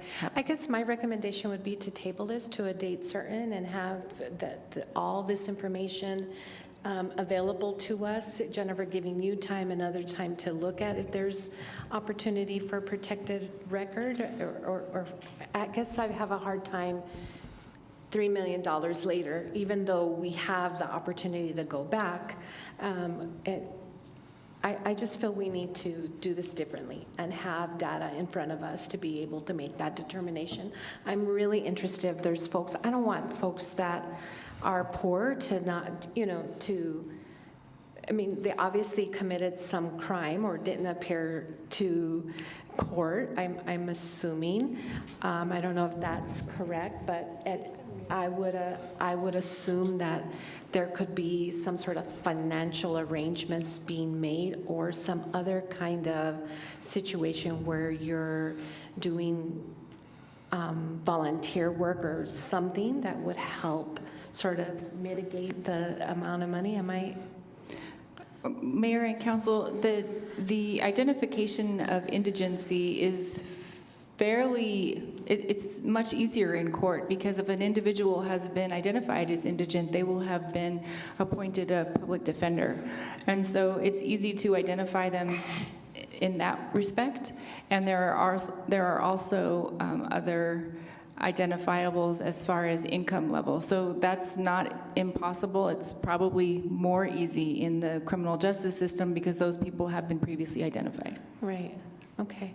That would be my recommendation, Mayor, is to table it to a date certain until we have more information that and maybe Judge or the other person that would know very specifically the data so that we can ask these questions and then, you know, really negotiate with the judge about, you know, utilizing Mr. Victor, I don't know what his last name is, but utilizing him to be able to capture this amount of money. Sure, absolutely. Let me just share something with you. So I think, so his name is Victor Ortiz. He used to own a collection agency here. He was a national speaker used by a lot of hospitals on how to collect money. He does it in a very non-confrontational way. He retired, he sold his business and had a non-compete clause, and then I think he applied for a position at the utilities for the customer service, and I think it was Dr. Garcia mentioned, he found that out, he contacted David Maessia, and IFO was just coming on board, and they said, you know what, we're gonna use this guy, and so that's that's his forte. He couldn't compete against local, but for us, he can. So that's how he did that. And I think he's brought in over $1 million, at least. So why not use him? He's contracted. You got to turn the thing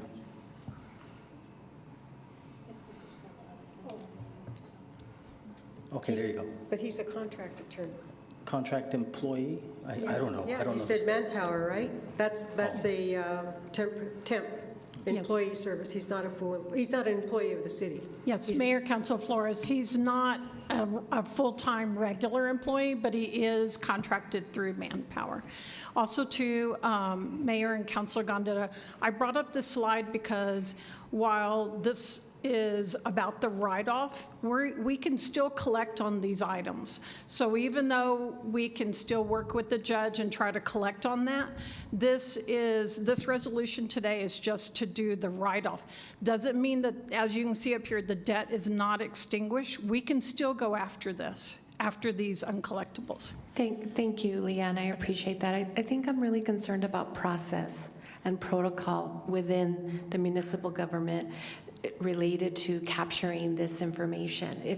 If I am concerned, so I'd really love to see her here, her people here, to be able to ask questions and understand that process a little better, and to understand a little more about why she would not want to, receive the kinds of services that we have, and maybe I don't know the number of reasons why, and maybe it's anecdotal to her, right? I don't know, but I want to make sure that I'm doing my due diligence, and that's it. Thank you. Councilor McComo. Thank you, Mayor. Just to Mayor Pro Tem's point, and actually Leanne's point, I think we're maybe talking about two different things at this point, because I completely agree with you, Mayor Pro Tem, that I want to have this work session as well on the data and be able to understand all of this. And as I'm reading this document, it says that this is a best practice, a Government Finance Officers Association best practice to perform these kinds of write-offs. So I think they're two different things, and I actually do think we should move forward with accepting this because it is an accounting decision solely that doesn't actually impact our ability to then continue to have these more in-depth conversation about the debt and the data. So I just wanted to note that because I think it's probably important that we have this write-off happen given it's an accounting matter. And I'm sure Leanne will correct me if I am wrong. Thank you. No, Mayor, Councilor, you're correct. Thank you. Councilor Beta. Thank you. Actually, I concur with Councilor Bencomo. I was about to ask the same question. So Leanne, also with the best practices, perhaps you can just elaborate for a moment on why we're doing this process the way we are.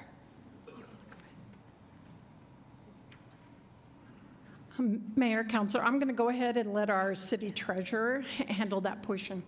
Perfect. Thank you. Mayor, Councilor Albeda, the reason we're doing this is right now our accounts receivable are overstated because we show an actual amount of greater than close to 5 million. So by doing this, we're gonna, in a sense, show it more realistic, because the older these citations are, the less likely we are to collect, which is why we do this process. We do it for utilities too, we do it for library, for all these other fines, we do the same process. With the exception of the municipal court, we approached the judge and the judge was okay with this, whereas prior judges didn't want us to proceed with any resolutions for write-offs. Thank you. With that, I think we also need to look at, hopefully during a work session, how much it would cost to collect those dollars. I know that in Bernalillo, for every dollar that they collect, they actually have to spend $1.17 to collect it. So as we go through this process, that would be something that we might want to consider. Thank you, Mayor. Thank you, Councilor. I can, the information that I've seen so far, it's whatever the city pays Mr. Ortiz's to Manpower, that's all it costs, because he just uses the phone. That's how good he is. I know what you're saying, because usually you have to give it to a lawyer, and then they go send out all this letters and all this stuff. But I mean, that's why Dr. Garcia, IFO, and even Maese, they've recognized the asset that he comes to the city. I mean, that's just incredible. And before I get to Councilor Flores, I have to say I support what Councilor Mayor Pro Tem says, because you all represent approximately 18,500 people. And if 18,500 people were listening and say, well, why didn't the judge at least use Ortiz Why not? I mean, that's taxpayer money that we could be using for something. So I think it's what the Mayor Pro Tem was saying, it's just the process. I think it's recognizable that, yeah, it doesn't hurt the expenses, but it's like, we want some accountability here. Why didn't you do that? Why didn't you? This is someone that we have within our organization that our management team had the foresight to recognize his ability and say, hey, let's use this guy. This is bringing money to the city. That's the way I think what you were trying to get at, Mayor. I don't know, maybe not. Councilor Flores and Councilor. Thank you, Mr. Mayor. I agree with Mayor Pro Tem Gandara and with you, Mr. Mayor, that we should table this. And the reason for tabling is because, frankly, right now, it's been that way for, what, a decade? So I think a few more weeks or whenever we can get this to work session to iron out some of these problems. And can you go back to the graph, please? I think it's 3 or 4. There it is. We don't have any recent information, do we? We have up to 2017, right? And, okay, so in 2017, which was 5 years ago, we had 500,000. Now we are over 3.5 million. And we can't say, oh, this goes up to 2020 and, it was COVID. That part I would understand. But this doesn't make sense to me. And maybe other judges didn't feel it was important to write off the debt because, well, in 2001 to 2010, I wonder what was happening then, because that was over 1 million, as well as 1991 to 2000. So you look at all these figures and you just wonder what was going on in terms of the context, the objective conditions that were occurring at the time. So it's actually kind of concerning at this point. I wonder what happened between 2017 and 2021 maybe, and yes, we are a separate entity, but it's still a municipal court. And somehow it still comes under our chart of our city organization. And, but I think that if we have a work session, it's going to force the issue of really finding out, what is going on. And it would be someone in Mr. Ortiz's capacity who would be able to report to us as to what the objective, what the objectives were, not the objectives in terms of results, but what the objective reasons were for people not being able to pay. And the last 2 years, I think we can all assume everybody's gone upside down, belly up in their finances. But anyway, that's my opinion. Thank you. Mayor, thank you, Mr. Mayor.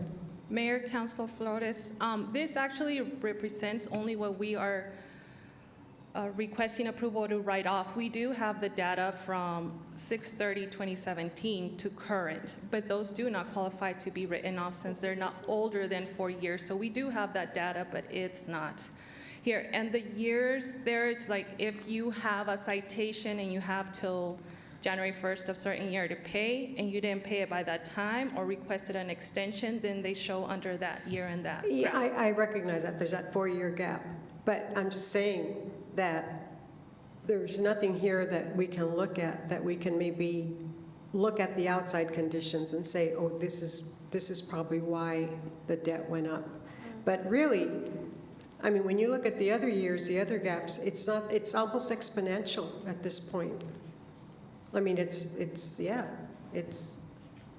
you don't have that maybe 1, 2, 3, 3 times, the other twice maybe, but between 2017 and what we're looking at, well, I guess it's the sum of it all. But still, okay, I get it. Thank you. Councilor Coran and then Councilor Graham.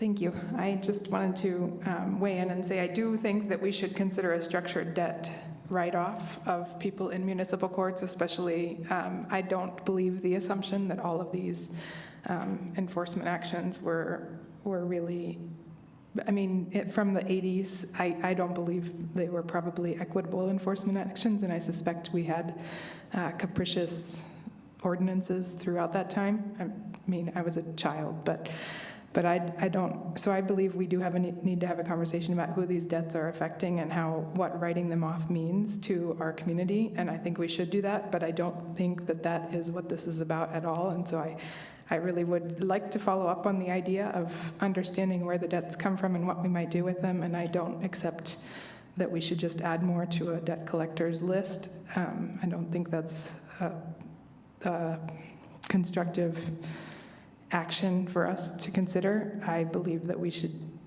do the best practice that occurs in accounting and write these off so that we can move forward with a balance sheet that looks realistic, and then reflect on why we're putting debt on people, why we have put debt on people. And I mean, this is having impacts in our community today on people with things like whether or not they can get a house or a rental. So I would like us to consider debt and how we impose debt on people and what we might forgive in the future. I don't think this has anything to do with that, and so I would vote for us to write it off and make our balance sheet clear. Councilor Graham?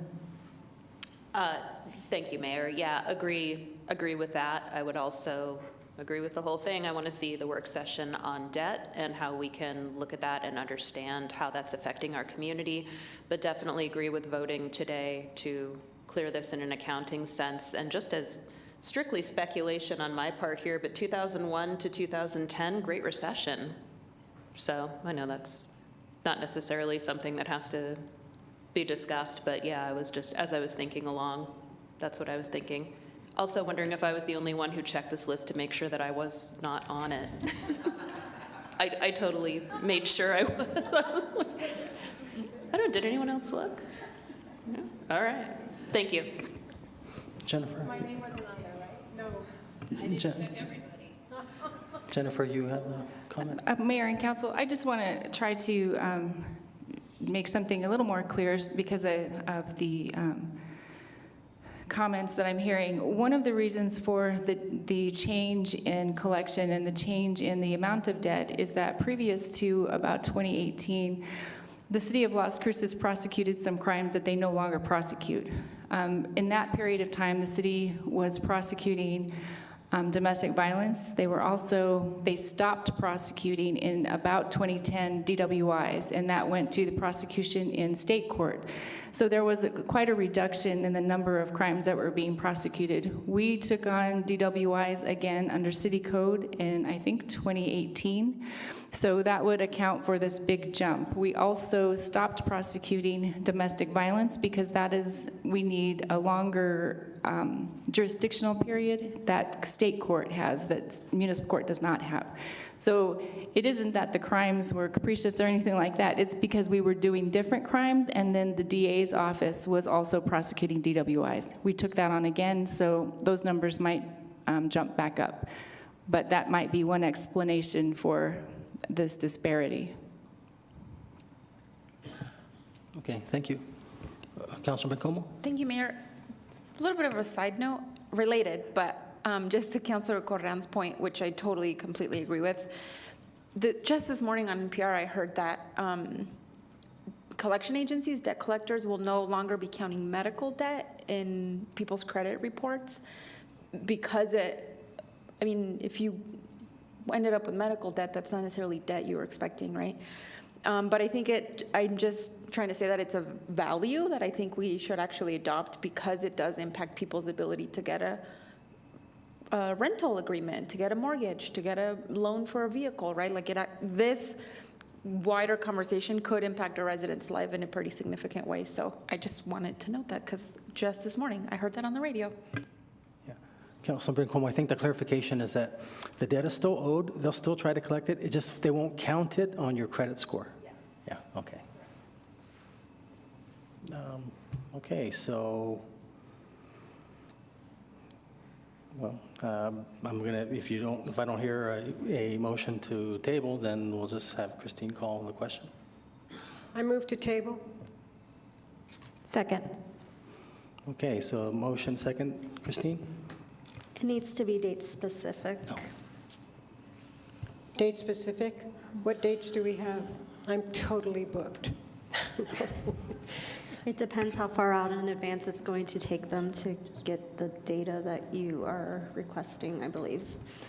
Let me ask our treasurer, is this going to hurt if it's delayed 2 weeks, 3 weeks? No. Mayor, I don't believe it would hurt. Okay. So we have an April 4th meeting. It's first Monday. Oh, me? Sure, if it's available. Well, yeah, sure. Okay, Bring fine. it back To a on- date certain. I move that we table it to a date certain, April 4, 2022. Thank you. And you're good with that, Mayor Pro Tem? The record reflects yes, okay. This is on the motion to table Resolution 22-115 to April 4th, 2022. Councilor Beta? No. Councilor Graham? No. Councilor Bencomo? No. Councilor Coran? No. Councilor Flores? Yes. Councilor Gondara? Yes. Mayor? Yes. Motion fails. Okay. So now we're back to the original motion. So this is to move forward. This is on the motion to approve Resolution 22-115. Councilor Beta? Yes. Councilor Graham? Yes. Councilor Bencomo? Yes. Councilor Coran? Yes. Councilor Flores? No. Councilor Gondara? No. Mayor? No. Motion passes. Okay. All right. Well, thank you very much, and congratulations again, Erica. Good job. Thank you. Okay, next item, 7.4, Resolution 22-116. Need a motion, a second? So moved, Abeta. Second by Flores. Motion made by Councilor Beta, second by Councilor Flores, and Mr. Alfredo Pacheco will be discussing backup with Mandy Gus, looks like.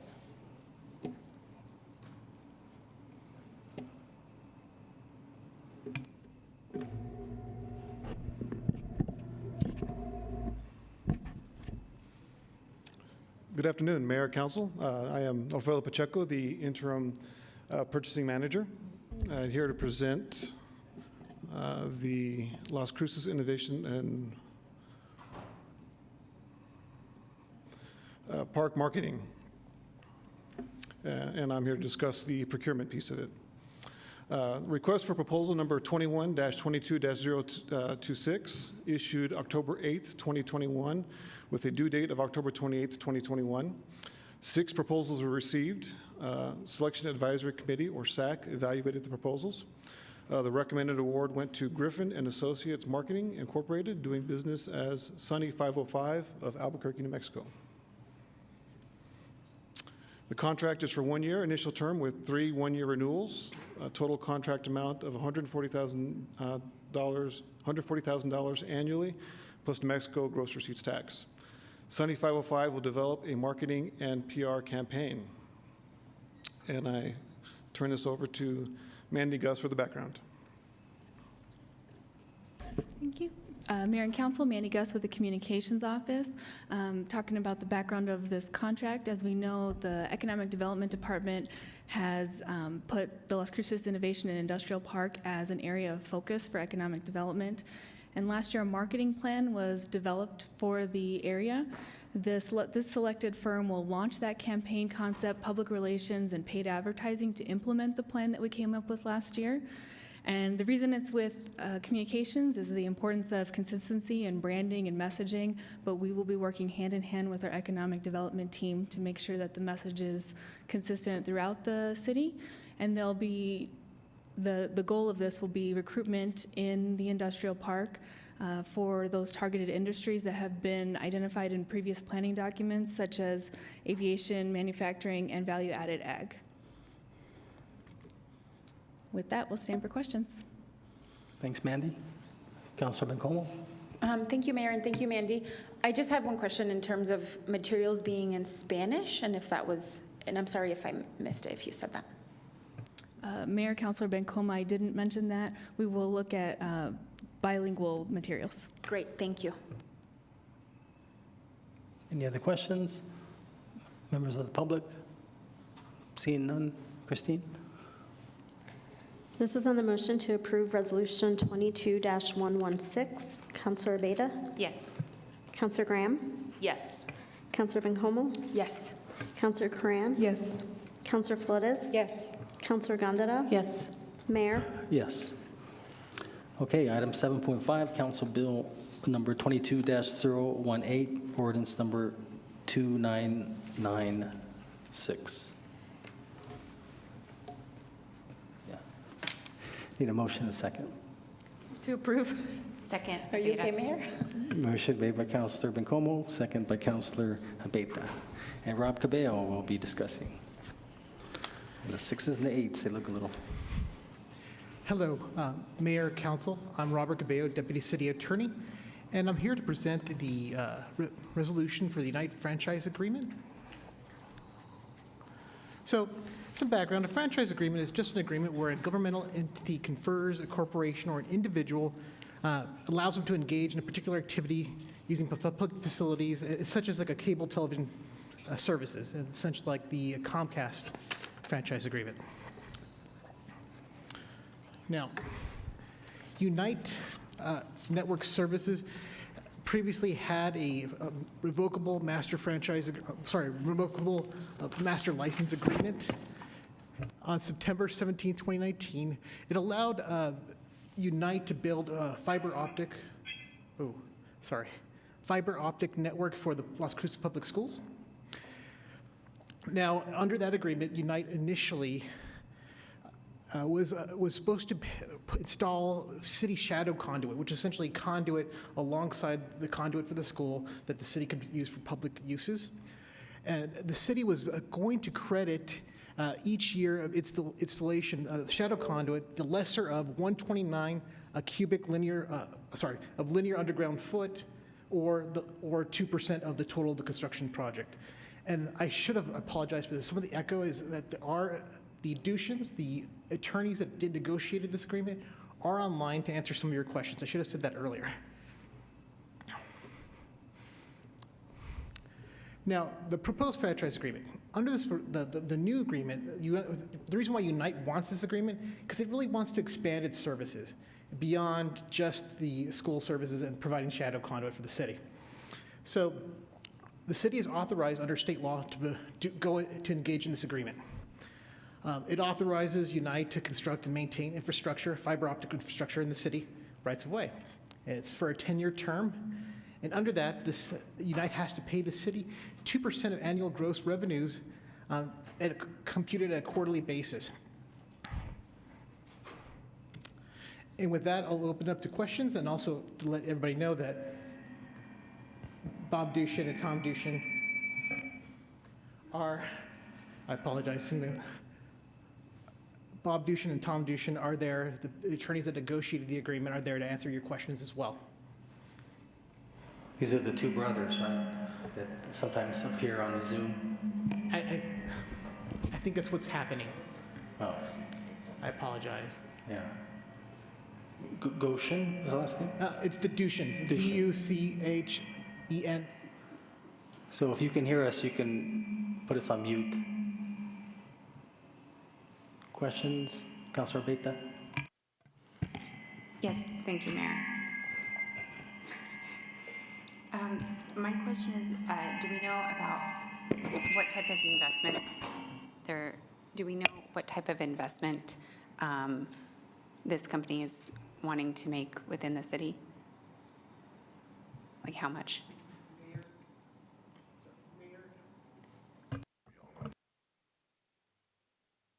I don't think they're picking you up, Rob. Try talking directly into the mic. It used to. No? I think they must have shut it off. Oh, I'll just go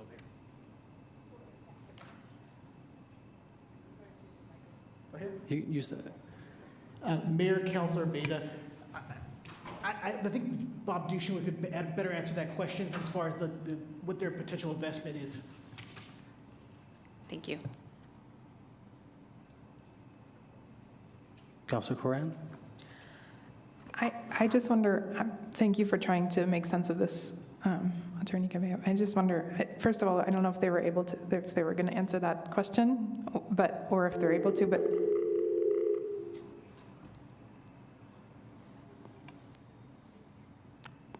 I don't want to.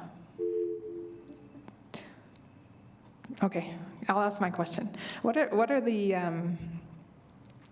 implications of this for residents or entities in the city? I really want to understand, does this mean increased access to fiber optic cable options for internet?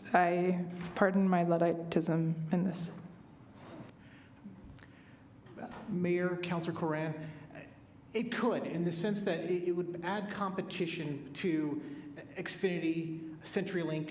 I think those are the only two that are here now, and I could be wrong, but it would add competition, so that is a good thing in the sense that there could be maybe lowering of prices or better, increasing quality. Thank you. That's what I was hoping to hear. Thank you. Hey, Rob, most likely, I would think that, and this probably is in unison with what Councilor Abeta about the amount of investment, but most likely they're probably just going to be providing wireless internet. If not, then they're going to have to be digging into the ground and laying cable, which is pretty expensive. They're probably just wanting to provide another, being able to use the franchise agreements rights of way to provide wireless internet, I presume. Mayor, Council, my understanding was that it was for fiber optic cable and that telecommunications service, but I think Bob Dushin could answer that question better than I could. Okay. Are they available? Mayor, Council, my understanding now is that they are online, but they're having some trouble communication. They will be online shortly. Mayor? Yes. If I may, and if they're able to answer the question, I would certainly defer to them. It is, they're providing fiber optic, so that's why it's required for a franchise agreement. One of the things that we tried to do a few years ago, several years ago, probably beginning in about 2017, was to require companies that come in at least try to build into their agreements the shadow conduit. That's benefit to the city, and that's why you see it looks like a low fee that we're assessing, but we get a benefit from that shadow conduit. We also have tried to develop a master franchise agreement so that we can treat all companies the same once they come in. We're trying to negotiate everything so that they remain competitive. We have a master license agreement right now, and the Dushins have been working on, from our request, a master franchise agreement. It's beginning with Comcast, but we're going to use that as our model to, that when a company, we can have our community have more options. Okay, well, that sounds good. So then that probably answers that they are putting in the lines, the fiber optics, so. Mayor, Council, it's my understanding that the Dushins are online. Oh, great.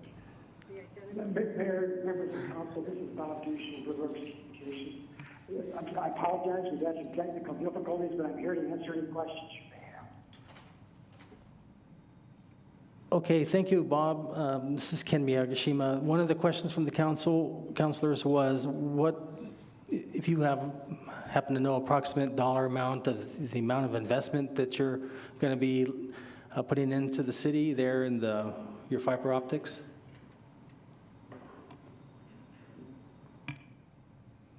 This is Charlene White with Unite Private Networks. Thank you, Mayor and Council. We will be building a fiber optic point of presence. So we would be constructing a telecommunications shelter or finding a location where we can co-locate. And then we will bring diverse connectivity into Las Cruces and then provide fiber optic-based services directly to the business community. I'm sorry, but I'm probably the only one who didn't quite understand what you were saying. So do you have just maybe a approximate dollar figure of the value of this investment? So typically the land we would purchase and then establishment of the hub, we're talking about probably around $500,000 of investment within the community just to establish the point of presence. Can you repeat that amount one more time, please? I just heard the something, and then dollars. 500,000. 500,000, okay. Oh, just for the land. Okay. Well, For the land and for the diverse connection in and out of Las Cruces. okay. Thank you. Any other question? Members of the public? Okay. Christine? This is on the motion to approve Ordinance 2996. Councilor Abeyta? Yes. Councilor Graham? Yes. Councilor Bencomo? Yes. Councilor Coran? Yes. Councilor Flores? Yes. Councilor Gondara? Yes. Mayor? Yes. Okay, thank you. Thank you, Bob and Charlene and Rob. Thanks for the presentation. Now we're going to go to board appointments, and I'm going to need a motion and a second on each of these, please. So on the Airport Advisory Board, this is a reappointment of Ralph Daniel Prevet. I move to reappoint Mr. Prevet. Second? Okay, motion made by Councilor Flores, second by Councilor Bencomo. Christine? This is on the motion to reappoint Ralph Daniel Prevet to the Airport Board. Councilor Abeyta? Yes. Councilor Graham? Yes. Councilor Bencomo? Yes. Councilor Coran? Yes. Councilor Flores? Yes. Councilor Gondara? Yes. Mayor? Yes. To the Downtown Parking Committee, reappointment of Sierra Angel. Motion second. Move to approve. Second, Aveda. Motion made by Councilor Graham, second by Councilor Abeyta. This is on the motion to reappoint Sierra Angel to the Downtown Parking Committee. Councilor Abeyta? Yes. Councilor Graham? Yes. Councilor Bencomo? Yes. Councilor Coran? Yes. Councilor Flores? Yes. Councilor Gondara? Yes. Mayor? Yes. Reappointment of George Pearson to the Downtown Parking Committee. So moved. Second by Flores. Motion made by Mayor Pro Tem Gondara, second by Councilor Flores. This is on the motion to reappoint George Pearson to the Downtown Parking Committee. Councilor Abeyta? Yes. Councilor Graham? Yes. Councilor Bencomo? Yes. Councilor Coran? Yes. Councilor Flores? Yes. Councilor Gondara? Yes. Mayor? Yes. Reappointment of Heather Pollard to the Downtown Parking Committee. So moved. Second, Gandara. Motion made by Councilor Flores, second by Mayor Pro Tem Gondara. This is on the motion to reappoint Heather Pollard to the Downtown Parking Committee. Councilor Abeyta? Yes. Councilor Graham? Yes. Councilor Bencomo? Yes. Councilor Coran? Yes. Councilor Flores? Yes. Councilor Gondara? Yes. Mayor? Yes. Reappointment of Michael White to the Downtown Parking Committee. Move to approve. Second, Gandara. Motion made by Councilor Graham, Councilor Bencomo, and second by Mayor Pro Tem Gondara. This is on the motion to reappoint Michael White to the Downtown Parking Committee. Councilor Abeyta? Yes. Councilor Graham? Yes.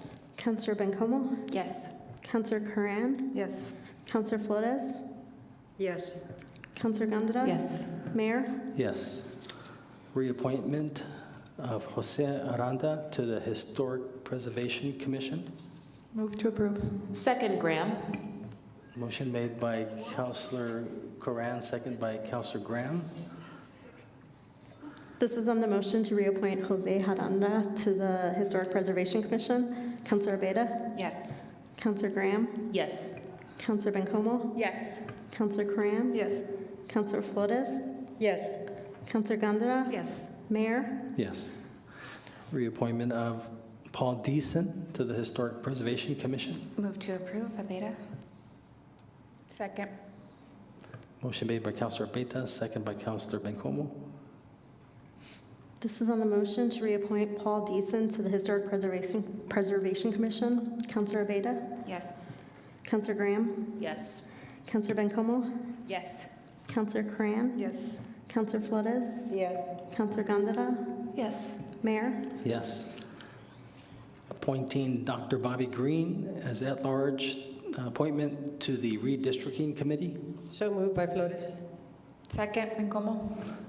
Motion made by Councilor Flores, second by Councilor Bencomo. This is on the motion to appoint Dr. Bobby Green to the redistricting committee. Councilor Beta? Yes. Councilor Graham? Yes. Councilor Bencomo? Yes. Councilor Cran? Yes. Councilor Flores? Yes. Councilor Gondeta? Yes. Mayor? Yes. Appointing Aaron Wall at large appointment to the Thomas Brannigan Memorial Library Advisory Board. Move to approve. Second, Beta. Who is the first, who made the motion? Councilor Bencomo, second by Councilor Beta. This is on the motion to appoint Aaron Wall to the library board. Councilor Beta? Yes. Councilor Graham? Yes. Councilor Bencomo? Yes. Councilor Cran? Yes, please. Councilor Flores? Yes. Councilor Gondeta? Yes. Mayor? Yes. Okay, very good. A lot of appointments. Now we're going to notice the proposed ordinances. There'll be no public discussion. Councilor may ask staff for clarification on the proposed ordinances. So the first one is 9.1, Council Bill number 22-019, ordinance number 2997. Bring it forward. Okay, bring it forward. Number 9.2, Council Bill number 22-020, ordinance number 2998. Bring it forward. Forward. Item number 9.3, Council Bill 22-021, ordinance number 2999. Bring it forward. Bring it forward.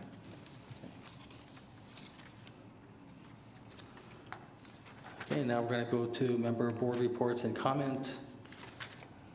I just want to say that I don't think he'll be watching or listening, but to Coach Jans and his Aggie basketball team, thanks for a great season. I know you guys did really hard work and really made the city proud. Officially, it's been over 50 years since the Aggies went to the advanced in the big tournament. Unofficially, about 29 years, because they had to have that vacated in 1992 and 93.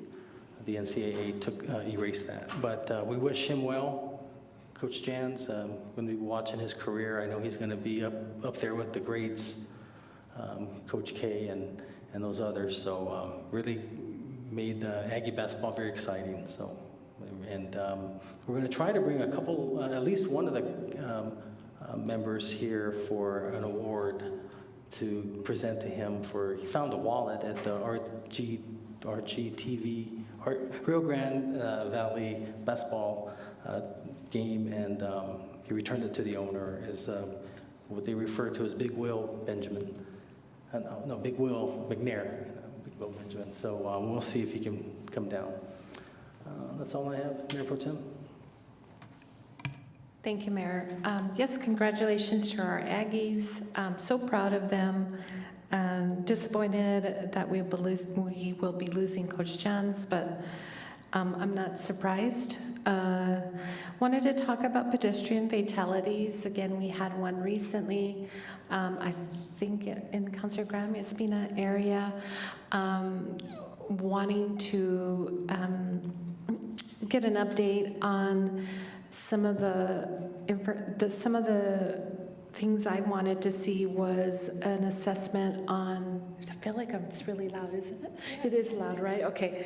An assessment from Public Works about a hawk system all over the city, but also I'm thinking in those areas that we've had fatalities and or crashes into pedestrians. It's not well lit areas, so I'm thinking we need to really consider an assessment of lights all over as well. I'm really concerned about just the number of fatalities we've seen related to cars and such. I'm wondering if we need to consider lowering the speed limit. I know there's a number of things that we can do to mitigate this, and we just really have to get a hold of it. It seems like every month we have one or two, and I continue to be concerned, I'm sure, as everybody else is on this council, Wanted to send prayers and love to Penny. I understand. I am very concerned about vicious dogs, dogs on the loose. For those of us that sit on the Animal Services Board, we get monthly a report from our animal services, our animal control officers that are responding to hundreds of loose dog or cats out in the community. And when they get there, you know, they are able to apprehend some, but not all of them. And so this idea that animal control is not responding and or following the ordinances, they are. I get those reports, you know, once a month, and so I'd ask that people, you know, reflect on that, and maybe we do a better job of putting that data out into the community. I know that our Animal Services Center does put out statistics in relation to, you know, the number of animals in the center and all the various things that they do. I don't see a lot coming out of the Animal Services Control. Maybe, you know, maybe that's something that we should be thinking about. But I've said this before, and I say it a lot in our Animal Services Board, we have a lot of irresponsible pet owners, and so I know this isn't the first time. There's been a number of emails that I've received in the last probably couple of months about vicious dogs, dog bites, not feeling safe walking your dog and or yourself around neighborhoods. So I don't know what the answer is,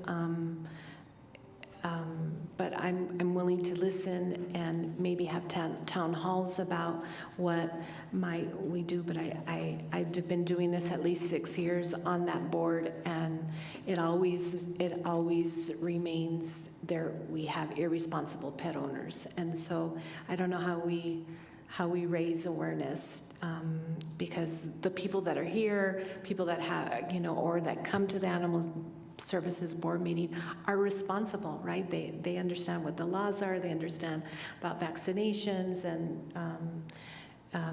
making sure your pets are neutered and spayed and those things. And maybe we just need to do a full out public awareness campaign, helping our Animal Services Center, because they there's a lot of information out on the radio, billboards. We've done all that, and I don't know what the answers are. So willing to listen, but special prayers going out to Penny. I'm so sorry. What a horrific thing to happen, and I hope that she's recovering from that. Mayor had talked about our domestic violence calls on the rise, really wanting to work bringing more awareness about domestic violence in our community, working with La Casa, Children, Youth, and Families Department. I've had several conversations with them. They're very interested in partnering to bring, they're currently working with a gentleman by the name of David Mandel, who's a guru in domestic violence and just sort of looking at things from a different perspective, addressing our systems that are not trauma-informed. I certainly think that we really need to get a handle on this, and whatever the city can do in terms of a media campaign, maybe paying to bring Mr. Mandel here. I know I've talked to Mr. Peely about it, and he's very open to that. But our children are seeing that violence, and we have to make some real. I don't know what to say. We just have to really make some inroads on this, because it's out of control, and that, along with the pedestrian crashes and fatalities, is what we're hearing a lot about, as well. And so I'm going to keep harping on it until we do something very clear, have a plan, for our community to move forward, just for people to know that it's not okay to beat up each other. It's a real thing, and I know DC Daines is here, and she could probably talk about that, just the number of calls that they receive related to domestic violence. So with that, Mayor, I'll turn it back over to you. Sure. Yeah, no, allergies are bad. Councilor Flores? Thank you, Mr. Mayor. I agree 100% with Mayor Pro Tem and her sentiments regarding that horrible incident with the dog attack. And we've received, I think all of us have received emails, and we just received in writing something else. But, I understand the outrage and certainly sympathize. And I think that we've all had our shared experiences with animals that have been let loose. But I want you to know, I want the public to know that I have been on the Animal Service Center board for about over 4 years now. And I don't want to appear defensive, but I do have to say, in our own defense, that we do everything that's humanly possible. And there's outrage in emails and letters to us saying that somehow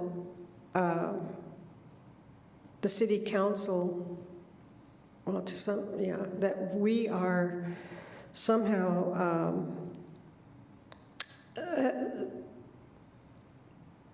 that we have discounted the possibility of this happening again. And I mean, if it were up to me, yes, let's add this into our school curriculums. Yes, let's have community meetings. Yes, let's pass out leaflets to each and every single door, whether they have pets or not, to educate people about taking care of their animals and not letting them run loose. And a lot of those steps have been taken, but to no avail. But it's very disconcerting to have people think that we sit here and do nothing. And I know that we each put in a lot of hours into being a city councilor, and I just want you to know that we're doing everything we possibly can. We spent over 3, maybe 4 years on getting the animal ordinance rewritten, and everybody who was here today, I thank you for being here. And if there's someone out there who wants to organize another task force to rewrite the animal ordinance, you can do that. But things don't happen overnight. And you hear this over and over and over again, but it's very true. We have a shortage of animal control officers. We have a shortage of this. We have a shortage of that. And to attribute everything to 7 people sitting up here is, I can't say it's unrealistic because you're doing it, so it's real, but again, I am defensive at this point, frankly. As you can see, you can hear. But, I grew up with this axiom. If you're not part of the solution, you're part of the problem. So if you see the solution, step up, each and every one of you, get a committee going, and help with the hiring of people who can do this, help with the distribution of information who can do this, help with the expense of everything that goes with it. And because the city does and does continue to distribute as much information. As far as saying that the schools should be educating children on this, I challenge you or invite you to attend the school board meetings. And school board members, by the way, don't get paid anything. Everything they do is voluntary. Highly educated people, concerned people. And yes, we can work together as a community, but somehow saying it's you against us or us against you, doesn't even begin to be a step in the right direction. It isn't to say that, that what you're saying, that the substantive aspects aren't valid. What I really wanted to share today is how happy I am that in spite of the fact that the governor did not give the airport the $38 million we thought was definitely going to be allocated to our airport. I want to say I'm very disappointed about that, but in spite of that, Andy Hume continues to march forward, and we will have intramural, I say intramural, I mean to say interstate travel, certainly by fall, I believe, certainly by the end of the year. Interstate is another story, and I guess unless the changes are made in Santa Fe, the Roundhouse, by the chief executive there, you know, it'll be a long time coming, or not as soon as we'd like it. The other is, I hope you all had the opportunity, and if you haven't, please read Tracy Bryan's article, or piece, as it's called, in the bulletin, Las Cruces Bulletin, Friday, March 18, 2020, business section, and it was at page 35. And what Tracy does here, she gives a very good example of how free money is usually a recipe for failure. And she gives two very good examples, her firsthand examples, experiences with it. And what she says is this, quote, "What I learned through that experience is that you can't grant your way into sustainability. A business rises or falls based on the ability to provide goods and services at fair market value, build demand and a consumer base, and run independently from sources of, quote, free, unquote, money. When the pandemic hit and businesses were forced to close, a number of grant programs were launched to help them stay in business and attempt to keep their employees. I remembered the lessons learned in San Diego and wondered if our small businesses would be able to sustain operations after the grant money ran out. As of January, New Mexico had 25% fewer small businesses than it had in January 2020, according to tracktherecovery.org. While there are many reasons for those losses, many businesses did, in fact, go out of business. But the impact of, quote, free, unquote, money was felt just as profoundly by those people who lost their jobs during that time. Federal, state, and local aid poured in to help keep families afloat, and New Mexico's public assistance rolls swelled to more than 1 million people. This money was also intended to help for a time until people could get back on their feet and reclaim what was lost. But here, too, the impact of, quote, free, unquote, money has some negative consequences. Even before the pandemic, public assistance programs had the unintended consequences of hindering people's earning power due to asset and income limits. Those limits can limit recipients from taking a raise or a promotion, or working overtime due to the negative financial effect it will have on the funds they lose when their earning power increases. For example, $3,000 a year raise can cost a family $8,000 in much-needed benefits, which is the financial cliff that can prevent them from growing in wages and financial independence. And that's all. Anyway, it's written very well, and I've made reference in the past to the fact that I do not support UBI or UGI, and the reason for that is because free money was the idea by Milton Friedman, an economist of the Nixon-Reagan era, who first proposed universal basic or guaranteed income.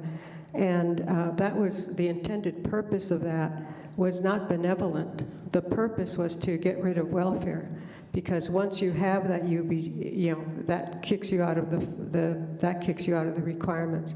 So I just want to state that I'm not saying that's what Tracy Bryan's purpose was in writing this article. But there are intended consequences, and it's far more of a negative impact than we might think. So thank you, Mayor. That was it. Thank you, Councilor. Councilor Coran?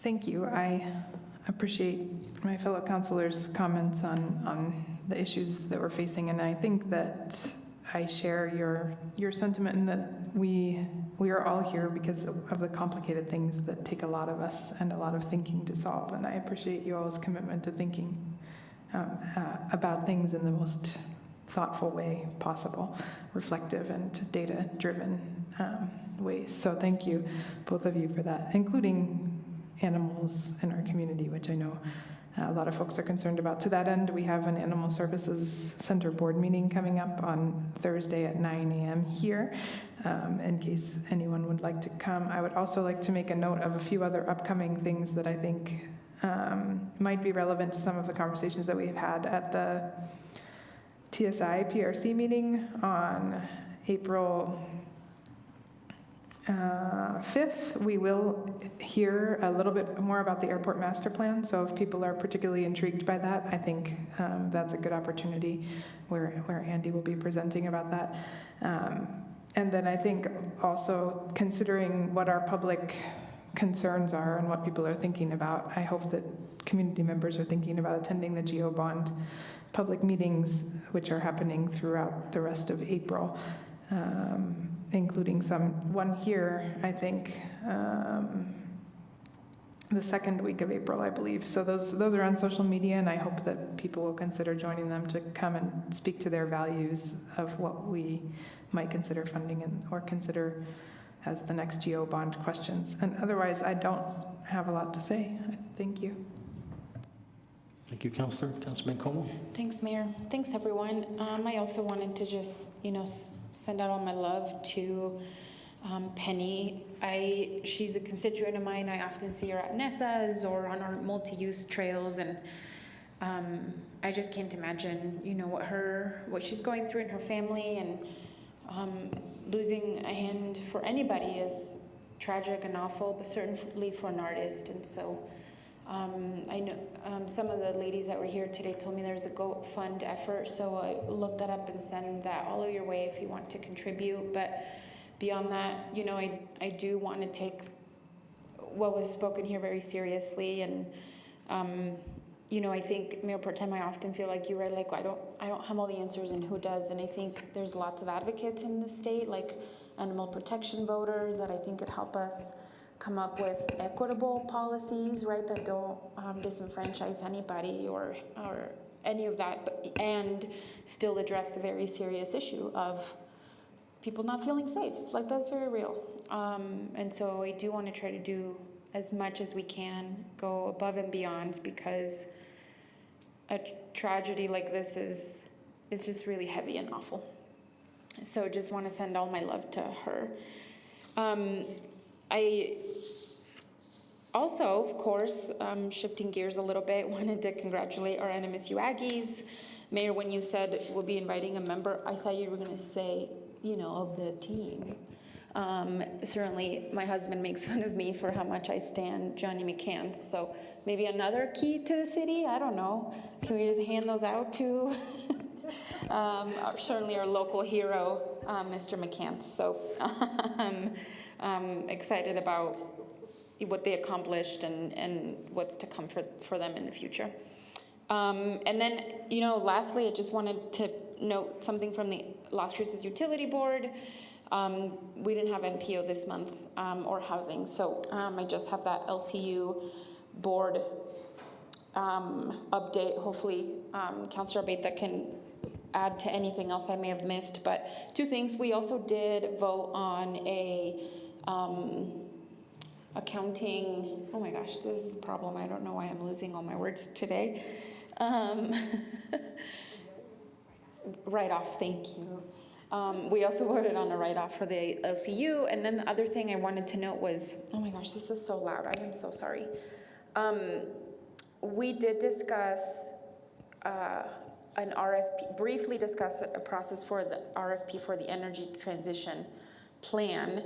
And one of the options that I think Delilah will be bringing back to us, apart from what Mayor had requested earlier in the month, was an option to have the decarb rider fully phased in so that it could pay for the energy transition plan.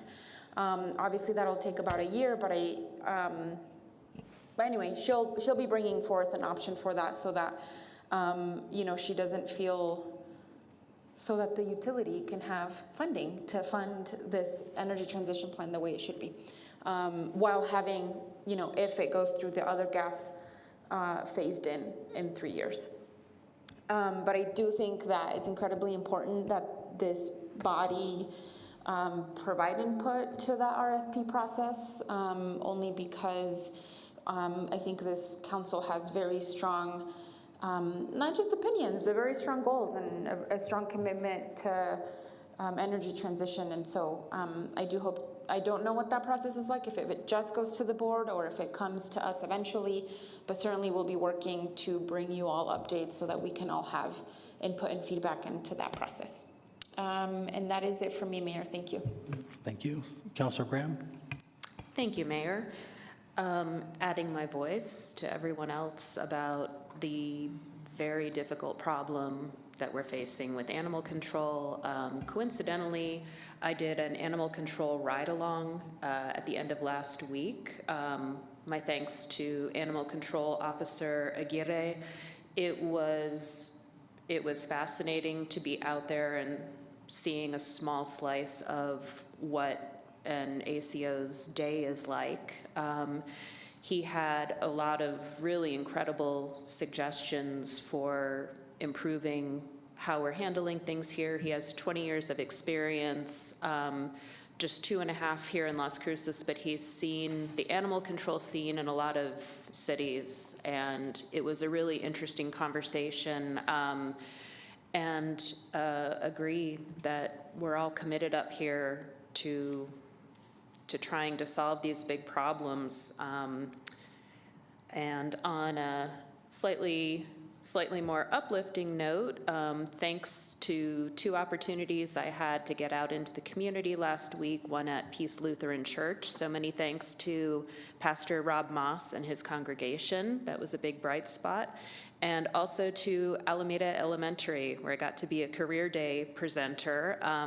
Any hopes I had of being the coolest presenter at Career Day were immediately smashed because Therapause service animals were there, and they had puppies.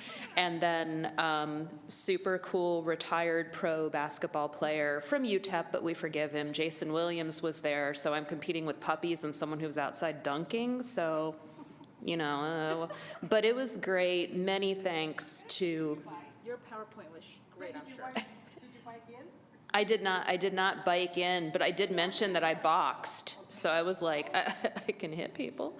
But no, many thanks to Alameda Elementary for hosting us, and just an incredible array of professionals who came in to talk with the 3rd, 4th, and 5th graders that day. So many thanks for those chances to get out. And that's all I have today, Mayor. Thank you. Thank you. Councilor Beta? Thank you, Mayor. The first update that I want to give is on our vaccine task force. Our positivity case rates continue to go lower right now, and the city as a whole is looking well. Because this has become more of an informational type task force at this moment, we have elected to pause the task force and then receive report outs from our Department of Health and Office of Emergency Management. And I am hesitant to close down the full thing because there are, as you know, there are some cases increasing along Europe and stuff like that. We want to be prepared, and it does take a lot of time and effort, as I was counseled by Christine, to get these set up. So we don't want to close it down fully, but we are going to just adjust and be mindful that these other agencies have other priorities that they're having to attend to as we move from pandemic to endemic. With that, I do want to do a special thank you to Don Sanchez from the Department of Health and from the Office of Emergency Management, Stephen Lopez, for showing up, giving all the information, and being our contact point to other state departments during this time. One of the reports you'll be finding from me afterwards will be any information that Stephen and Don share out, and I'll be reporting them in council comments. With the second thing actually comes back to Stephen Lopez again with Office of Emergency Management. I sat on a hiring panel for the new deputy manager last week, so I'm very excited that they'll be getting another employee. And as Stephen is working on crafting this department, he is working on a training program for elected officials just to learn more about the Office of Emergency Management. And he does have a presentation ready to be able to give to even council and county commission, as the JPA says, to give an update and report. So I've talked to Mr. Peely about putting that on the work session schedule. Then our next item is from Oversight Committee. One item that our chair has asked for is for evaluations to be done about the committee itself. It is new, as you recall, by ordinance. The evaluation will look at the membership as a whole, what they're doing, how they feel it's effective, and might give recommendations for any modifications that they see need to happen within the ordinance. With this structure in mind, I actually find that evaluations for our committees and PRCs would be helpful. I myself, for the ones I chair, will be probably looking at a way to do this type of reflection to make sure that we're utilizing members' time well. We even have staff that will be participating in this so that we can really tailor. And for the final, our quality of life meeting will be held this Wednesday. We will be looking at that noise ordinance and the UTV ordinance. I believe some information has been sent to the other members. So if you can give that a review, that would be lovely. And like everybody else, I too express my condolences to Penny and the terrible situation that she was in. This Friday, I will be actually with the Doniana Humane Society podcast. And as we go, one of the issues that I'll bring up is that of responsible pet ownership and kind of a reminder of our ordinances and laws. I think that'll be very beneficial at this time. Switching along, it is spring break for families, so I hope people are having fun and enjoying, I guess, a rainy day today and playing outside. But hopefully everybody can reset, our students and our parents. So thank you, and thank you, Mayor. So spring break is for the children this week? Yes, so it is. They didn't keep it with the university then, because it used to be in the same time. Yeah. Okay, so just to give you an update, I'm also going to try to reach out to the gentleman who saved Penny, because I understand that he leaped over a fence and broke his knee, and still had the adrenaline to remove or take the dog off of Penny, because that's to me that's a hero. So I'm going to try to recognize him with the Mayor's Distinguished Service Award. If he's listening, then I just blew the surprise. Mr. Mayor, apropos of that, as a hero, would he be entitled to any, how would you say, some assistance in his medical care? Is there any such fund, heroes? Oh, well, we have our fire department, police department. I don't know, that's... and lately our utilities probably gets barraged with hate. We can inquire about that if need be. It's a good point. Okay, thank you. And the second thing is, in fact, I'm sure you all getting emails, and I've gotten quite a few on loose dogs. So I've been thinking if the council, and we can't make the decision here, but we can discuss this at our next council meeting, but think about, much like how we have the pothole patrol posse, we can have something we can call in for loose dogs, and then pay overtime for animal control to go At least return those. Maybe on those particular calls, we just, if they're chipped, just return them back to the owner. You know, I don't want to just keep loading up animal services, but if they have a chip, then take them back to the owner. You know?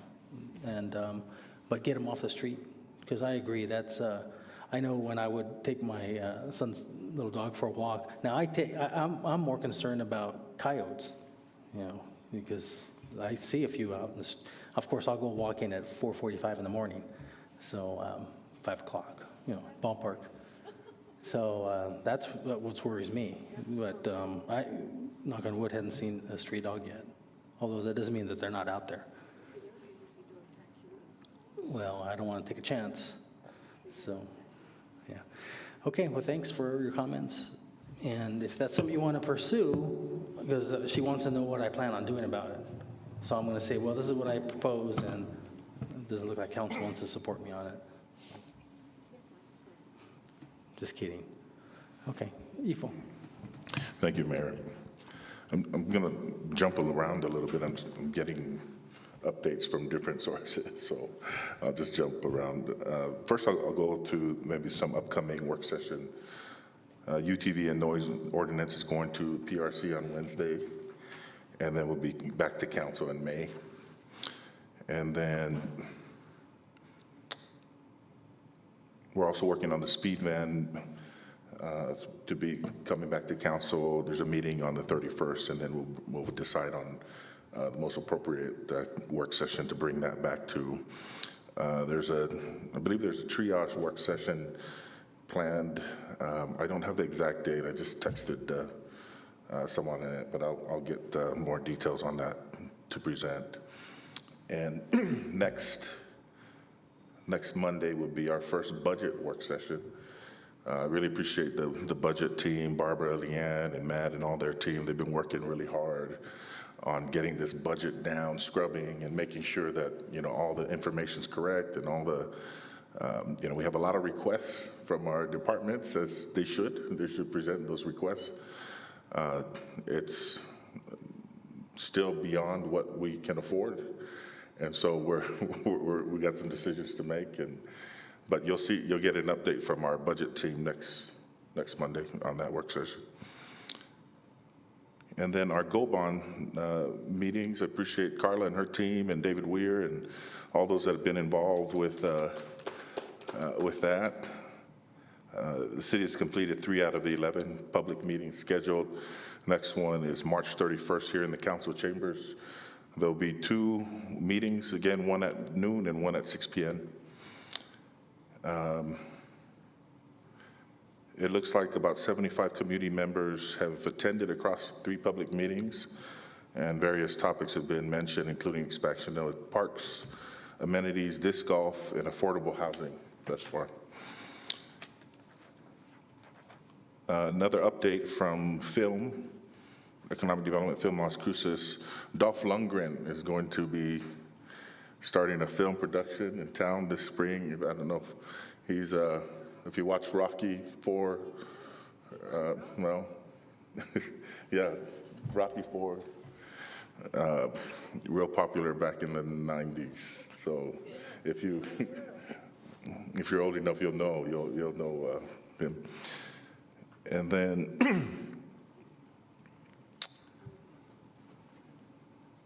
I believe that's all, Mayor. Thank you. Oh, sorry. The Triage Center work session is on May 23rd. Okay, very good. Okay, so if there's nothing further, entertain motion to adjourn. So moved by Flores. Second, Abeta. Motion made by Councilor Flores, second by Councilor Beta. Christine? This is on the motion to adjourn the regular meeting. Councilor Beta? Yes. Councilor Graham? Yes. Councilor Bencomo? Yes. Councilor Coran? Yes. Councilor Flores? Yes. Councilor Gandara? Yes. Mayor? Yes. Okay, we're adjourned. It's 3:42 p.m. Thank you.